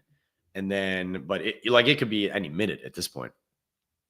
And then you have Darnold, who I think Darnold would be resolved definitely by the end of next week, you would think, but maybe even early next week. And so depending on where the Giants draw the line on what they want, what they invest in, what they want to chase, it could be like if Stafford is resolved today, their trade could happen imminently versus if they still wanted to play, let's say the next week, week and a half of who are we getting on the veteran market and how much does that dictate that, you could wait a little bit. But this is ratcheting up so fast. And also, from my vantage point and talking to sources, like Shane and the Giants have been so active trying to land Stafford. And that was such a focus and a targeted kind of effort on their part that losing him, I think they would have to pivot quickly to that big swing at the draft to make sure that their contingency plan on swinging big and going big at the position, was something that they were able to accomplish in some way. Strider doesn't think Stafford would be a good fit, even though it would be great to have him. Giants have so many holes, maybe a good free agent bridge quarterback for a cheaper price. Yeah. And, obviously one of the things Stafford is evaluating here is like, if I go to another team, Raiders, Giants, can they protect me on the offensive line? And the Raiders actually finished as a worst ranked offensive line on PFF, 26 to the Giants 23 last season. But, coming to New York, as you're just in a vacuum, coming to New York and we don't know how this conversation went exactly, but I talked to enough people connected to it or around it that like it had to be difficult for the Giants to sell Matthew Stafford. We know that if you come here, we can build this offense around you and protect you and give you an optimal chance for success, right? Like there's a lot of promises there that it would be hard to keep. Like you just kind of be putting a lot of faith in what they're going to become, not what they are, right? And you could say the same for some of the Raiders situations, but the Raiders coaching staff and their trajectory, Brady's involvement, and the proximity to LA, as well as their cap space, which is, I think, nearly double or maybe it is double what the Giants is right now. So OG says, I don't think Clueless Joe knows what he's doing. I agree with Tim from Online Big Blue that Joe and Dable will be fired by Thanksgiving. Kyler says trading up alone should get them fired. They sucked and had the damn first pick. 2 years of messing up a pick. At least lose correctly. My son is getting into football, and I'm hesitant. Yeah, you're afraid he's going to get drafted by the Giants? No, just kidding. Gary says, let's see. If Mara thought Shane was going to off the tracks, why couldn't he have stepped in and prevented Saquon being traded or Odell from being traded? He did nothing but complain. Well, Gary, from my standpoint, John and his family have been criticized, or it's been pointed out at least and covered closely by me and others, rightfully so, that like there were cases, and this was not just like us saying, oh, this is a problem. It's people, maybe in the organization that, maybe people in the organization who are kind of ruffling their feathers, being ruffled at how much meddling is happening, right? Those kind of things. And so I think John was very sensitive to, and he said this, he's sensitive to the idea that he meddles and that it is to the detriment of the team, and that all these decisions that don't work out are his fault and getting in the way of a GM who would make a different decision. So I viewed that scenario as, now listen, he was very involved in those conversations, right? Like you saw it in Hard Knocks, how involved he was compared to, like, if there were other organizations we saw there, we would see the owner in conversations. I can tell you that some of the organizations, it would not be that extensive. But I do believe John was sensitive in that moment and during that process to, like, listen, I'm going to make my voice heard, but I'm not in the end going to prevent whatever action is decided upon. The pick has to be an agreement on both sides. You can't do what you want to do. GM and coach both must agree with the quarterback. It's going to be bad if both GM and coach are not on the same page. Yeah. Fran says, shows how far the Giants have fallen, not wanting to come to the football Giants. Tom Brady is not your favorite person as well. Yeah, I wouldn't hate like Jameis Winston would be would be like the bridge with the rookie if you wanted to kind of save some money and also you think the rookie would be ready early, but maybe not in week one. But if he is ready in week one, great. Jameis is your backup and he's cheap. And if he's not, Jameis can play like a couple games or a few games and get him ready. But Russell Wilson, I think probably fits the mold more of, especially because they're kind of worked together last year, and the potential of them adding him last year, that would be one where it's like a veteran, a guy who would, I think, welcome New York, and they could sell as a mentor and a guy who can still play a little bit for them. I'm not saying we're obviously not talking about any of these situations as definitely like working out and being, a home run, but just saying they have different, levers to pull depending on what happens.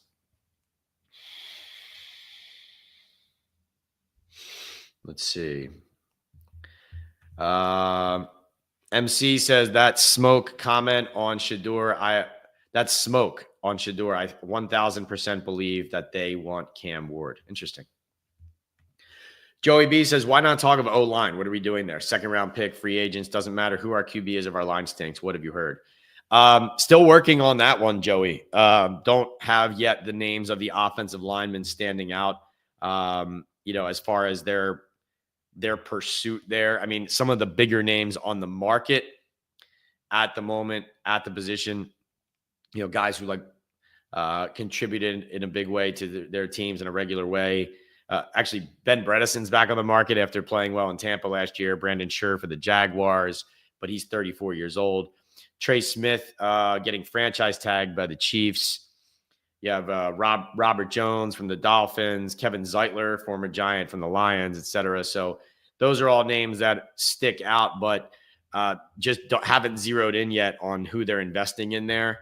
But things are starting to trickle out daily. Like this, there are meetings between agencies and teams and discussions of draft picks and free agents and who's interested in whom and who's not and all that. And so that's why there's like a slow trickle, So I would not be shocked if either later today or tomorrow, like me or somebody else gets to like a couple names of offensive linemen that the Giants are pursuing and are in on. If you spend a high first on a quarterback, you better elevate the team. If not, then it's a mistake. Again, Novice said. Oh, yeah. No, for sure. Yes, Novice. Sorry to clarify that. I wasn't saying you don't need to hit on the quarterback at like a number one pick. I was just saying Toomer was reinforcing the point that the belief that, hey, we have to get a quarterback that elevates the rest of the team. Amani was saying, no, you can also build a team around the quarterback who's not like the best thing since sliced bread, that essentially. What have you heard about the Ian Rappaport beef, and who do you think wins that fight? Oh, Rappaport and Schultz? Yeah. Good question. I mean, apparently Ian called security when Schultz confronted him, so sounds like there wouldn't be a fight at all. Jay with a super chat says, love the chat. Thanks, Pat, and everyone here today. No, thank you. Really appreciate that. Jay, great to see you, man. All right, let's see. Strider doesn't think Slayton can come back. He was disrespected.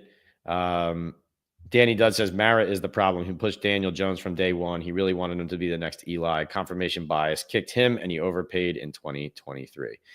Timothy, Jair Alexander. No, they have not been in the Jair Alexander trade market yet. That could change, but talked to one person who was saying that the Giants.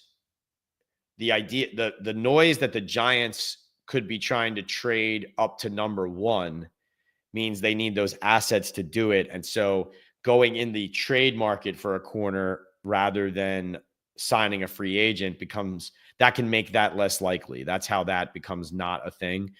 Like you could get Alexander for cheaper per year the next couple of years than you could get Byron Murphy Jr. as a free agent signing by giving up, I don't know, like a mid-round pick, like a fourth to Green Bay or something like that, whatever. But You're not trying to give up maybe that 4th round pick if you're putting together a package to move up from number 3 to number 1, right? So I think that's part of the issue there. Obviously, that would be a player who could help them. Strider says he would love to have a free agent center to push JMS.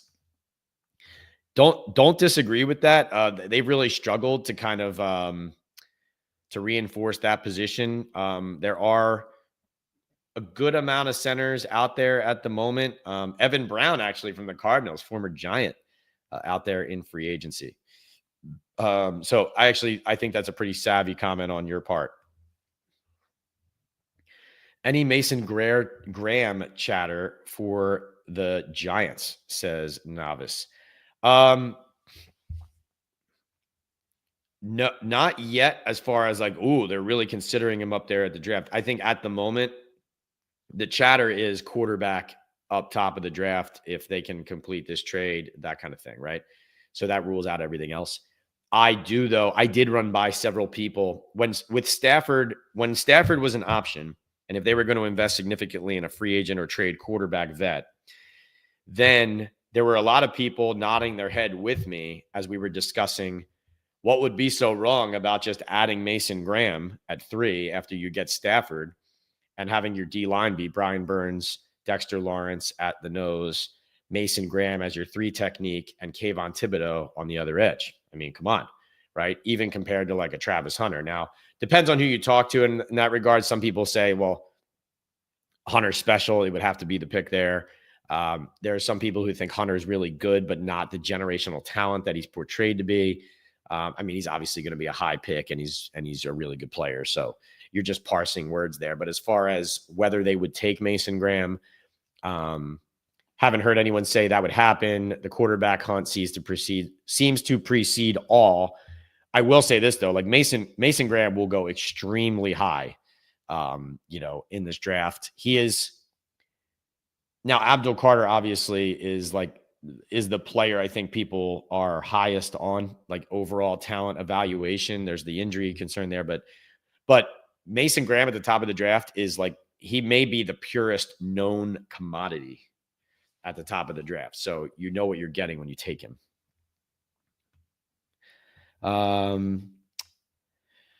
Strider says, let's say Giants can't get Stafford or Rodgers. Who is the next quarterback to get to be a solid bridge? Maybe it's a Cousins, maybe it's a Russell Wilson or a Jameis, something like that. I don't like the idea of Fields, and good kid and everything, but the Giants don't play winning football, and Fields has mostly in his career struggled to play winning football. I just don't see it as a match.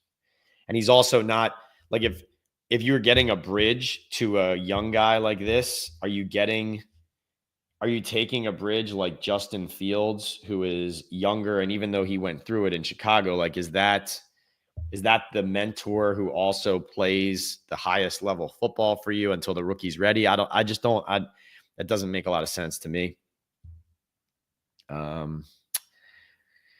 Iconic says, do you see us drafting a D lineman early in the draft to put next to Dex? Yeah, I think they're a year late on this, but I think that O-line and D-line, I agreed with like whoever said that earlier.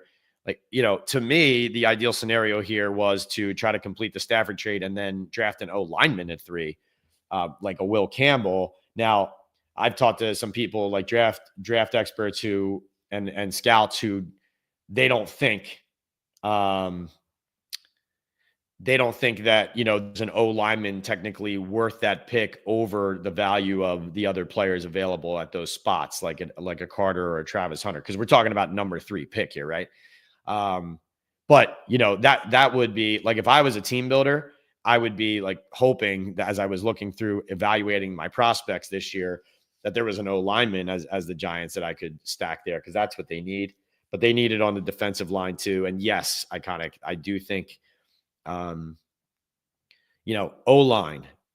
D-line, corner, running back, of course, as we know now. So they have to decide, how are you going to solve a free agency? How are you going to sign in the draft?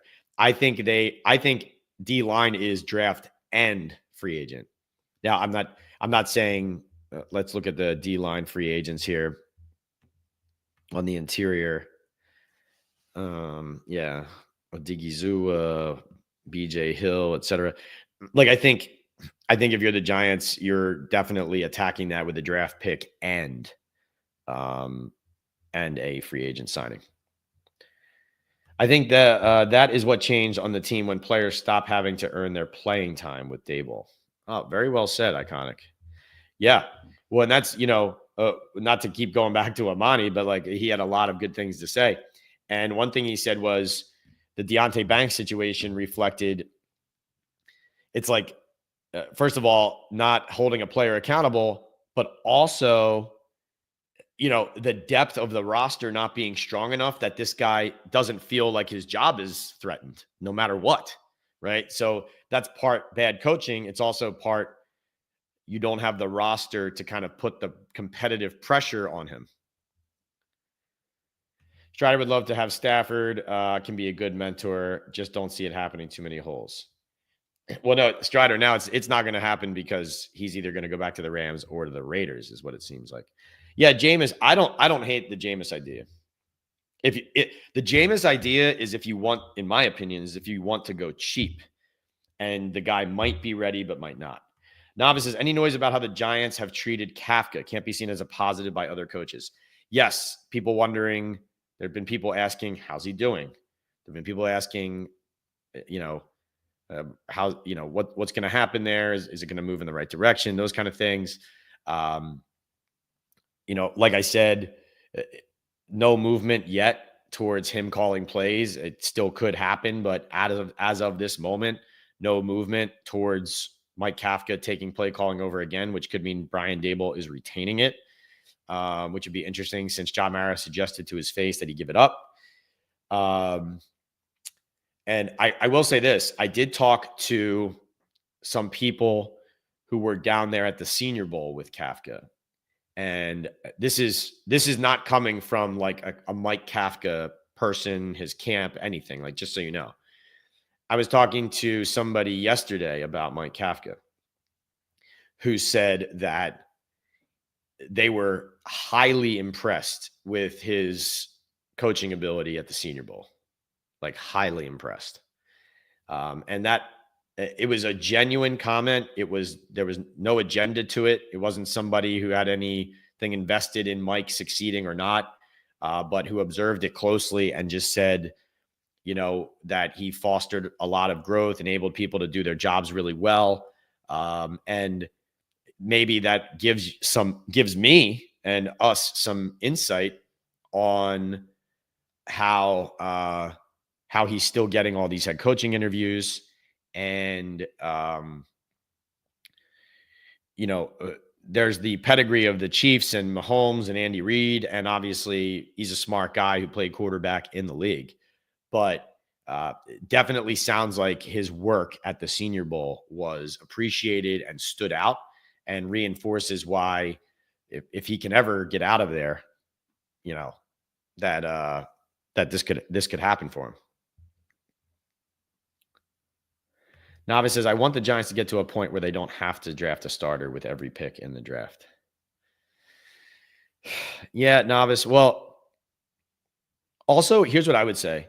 You don't have to draft a starter with every pick in the draft, but listen, you're not going to hit on every pick. Okay. No team does. And you're not going to get a starter with every pick. And no one expects that. But with your premium picks, you need to have guys who are going to be on the field and playing well. So that's at the very minimum, like your first and second round picks, right? So let's look at the Giants, for example, right? The Giants draft picks over these last few years under Joe Shane in the first and second rounds. We have Kayvon Thibodeau, Evan Neal, Wan'Dale Robinson. We have so that's Kayvon Thibodeau, Evan Neal, Wan'Dale Robinson in the first year. The second year, you end up with John Michael Schmitz and Deonte Banks. The third year, you go Malik Neighbors and Tyler Newman. So that group of what is it, 7 players? How many of those players right now can you consider a hit? So, novice, I don't think it's totally unreasonable for people to expect what you're saying some expect. But those first and second round picks need to be, you need to have a higher hit rate, and you can't be in a position where guys are guys that you can't put on the field, or that they're on the field all the time, but they're, a liability. Like that's where your personnel selections become a real detriment.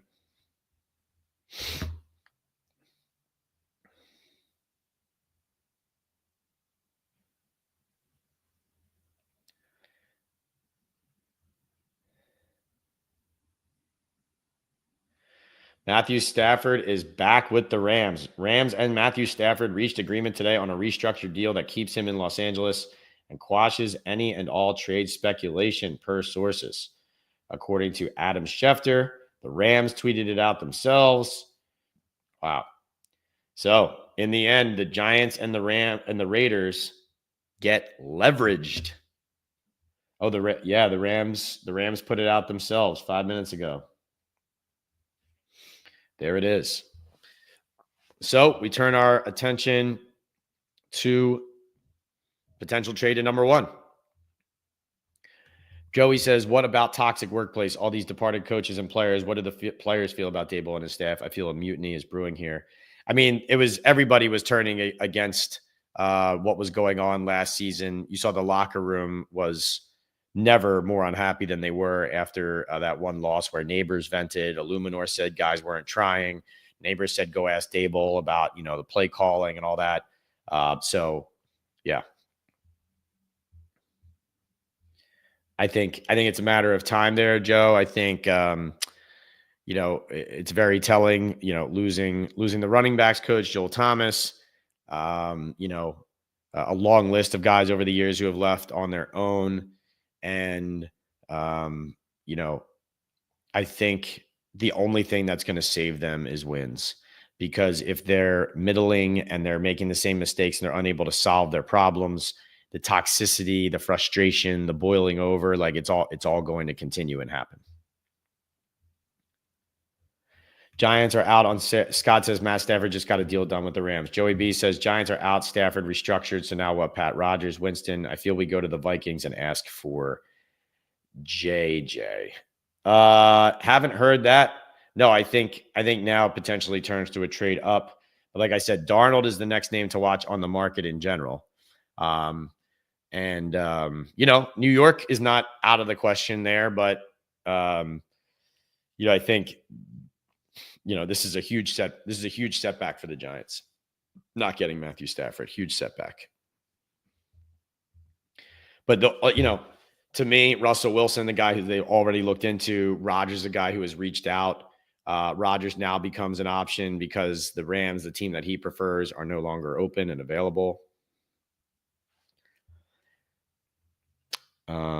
Strider says, I don't like it when there's no completion in becoming a starter is just given to the player regardless if it's free agent or position in the draft. Hell no, earn it and show it. Iconic says, I do think if Daboll gets fired, Kafka will be the replacement for the rest of the season. Yeah. I agree with that. Novice says, you want those guys to compete for starting spots. Giants can't seem to get to a point where they are drafting for competition rather than open spots. Yeah. No, for sure. Yeah, well, that's, it also dictates kind of the types of players that you can select. Like the Lions were in a position to take a luxury piece to like Jahmyr Gibbs, who could upgrade everything. Whereas when the Giants drafted Saquon, Gettleman thought that he had the ability to do that, but he didn't. And so the roster wasn't ready to accept that player and properly support him. And they had other needs that they needed to fill before they made that kind of investment in Saquon versus like the Lions and Gibbs. So it's dictated by also what position your roster's in, Novice. And that's why I think it's so important to just build the foundation, especially those offensive and defensive lines. How bad do you want Aaron Rodgers as Giants QB, says Strider? To me, I don't want him. I wouldn't expect him to win a lot of games for the Giants. compared to what people know Aaron Rodgers to be throughout his career. 4-time MVP. He's not playing at that level anymore. With Rodgers comes everything along with him. I think now that the Rams are out of the picture, now where does Davante Adams go? Right? Would it be Rodgers bringing Davante Adams to the Giants? Right? That would be interesting. It's my choice. That would not be my choice, but at this point, the Giants need to throw something at the wall. That's like when I hear Russell Wilson, Justin Fields, and even Jameis, even though, like I said, that's like the cheap option. That's like if you're trying to save money on it because you think the rookie is going to play right away.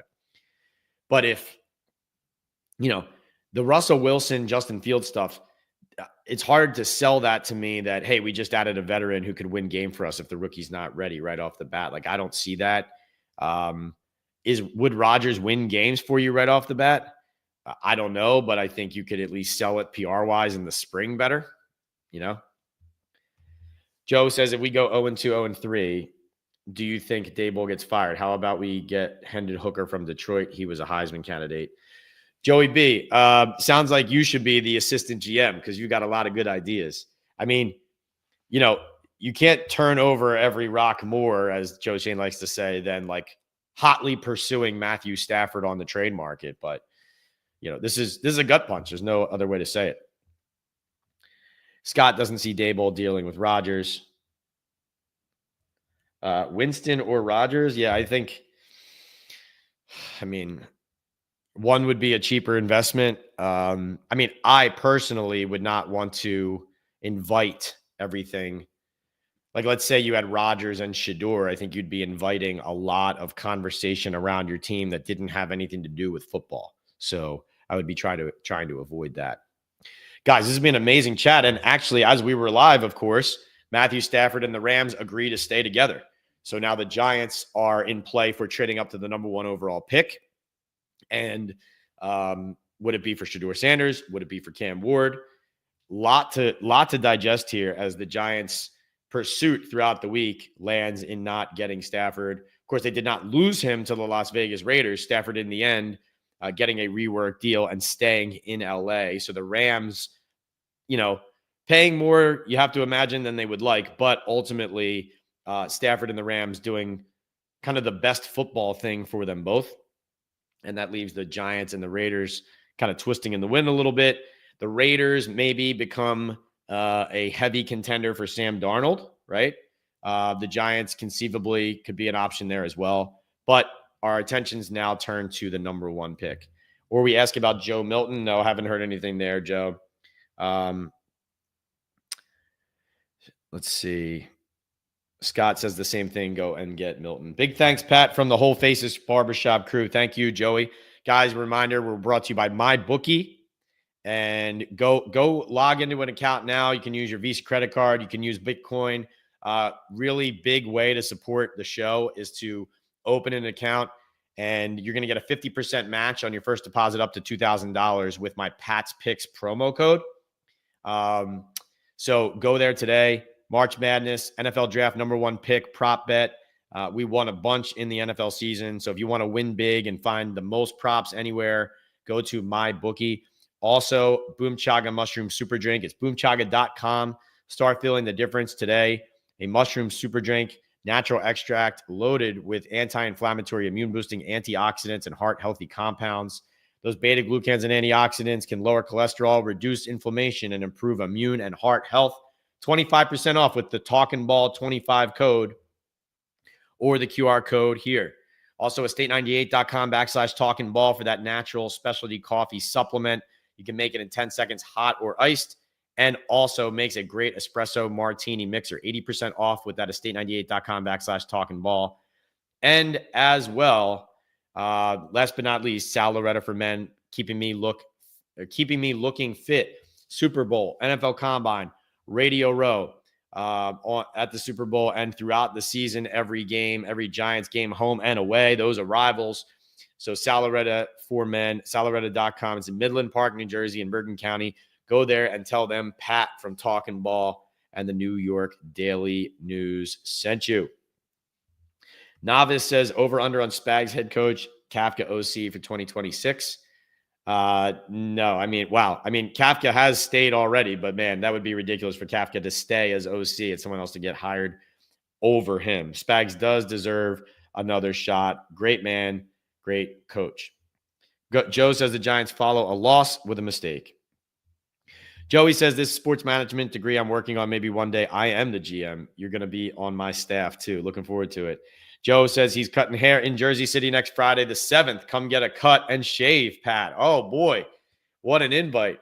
Appreciate you, Joey B. Maybe I'll take you up on that. Thank you. Guys, thank you so much for being here, supporting Talkin Ball live with Pat Leonard on the Believe Network and on the YouTube channel, PL on NFL. Please hit the like button before you log out. If you're not subscribed, hit that subscribe button. Doesn't cost you anything. And thank you, last but not least, thank you to Chris, Into, Novice, a bunch. All these super chats rolling in. Jay Berman as well. Thank you for supporting the channel. Please go support our sponsors, MyBookie, Boom Chaga, Estate 98, and Salaretta. That is bringing this show to you live here from Indianapolis. Now going to punch out some stories and content for the New York Daily News. Thanks for being here. We'll see you next time. And like I said, Monday coming up, a special episode of Talkin Ball with a special guest. Take care.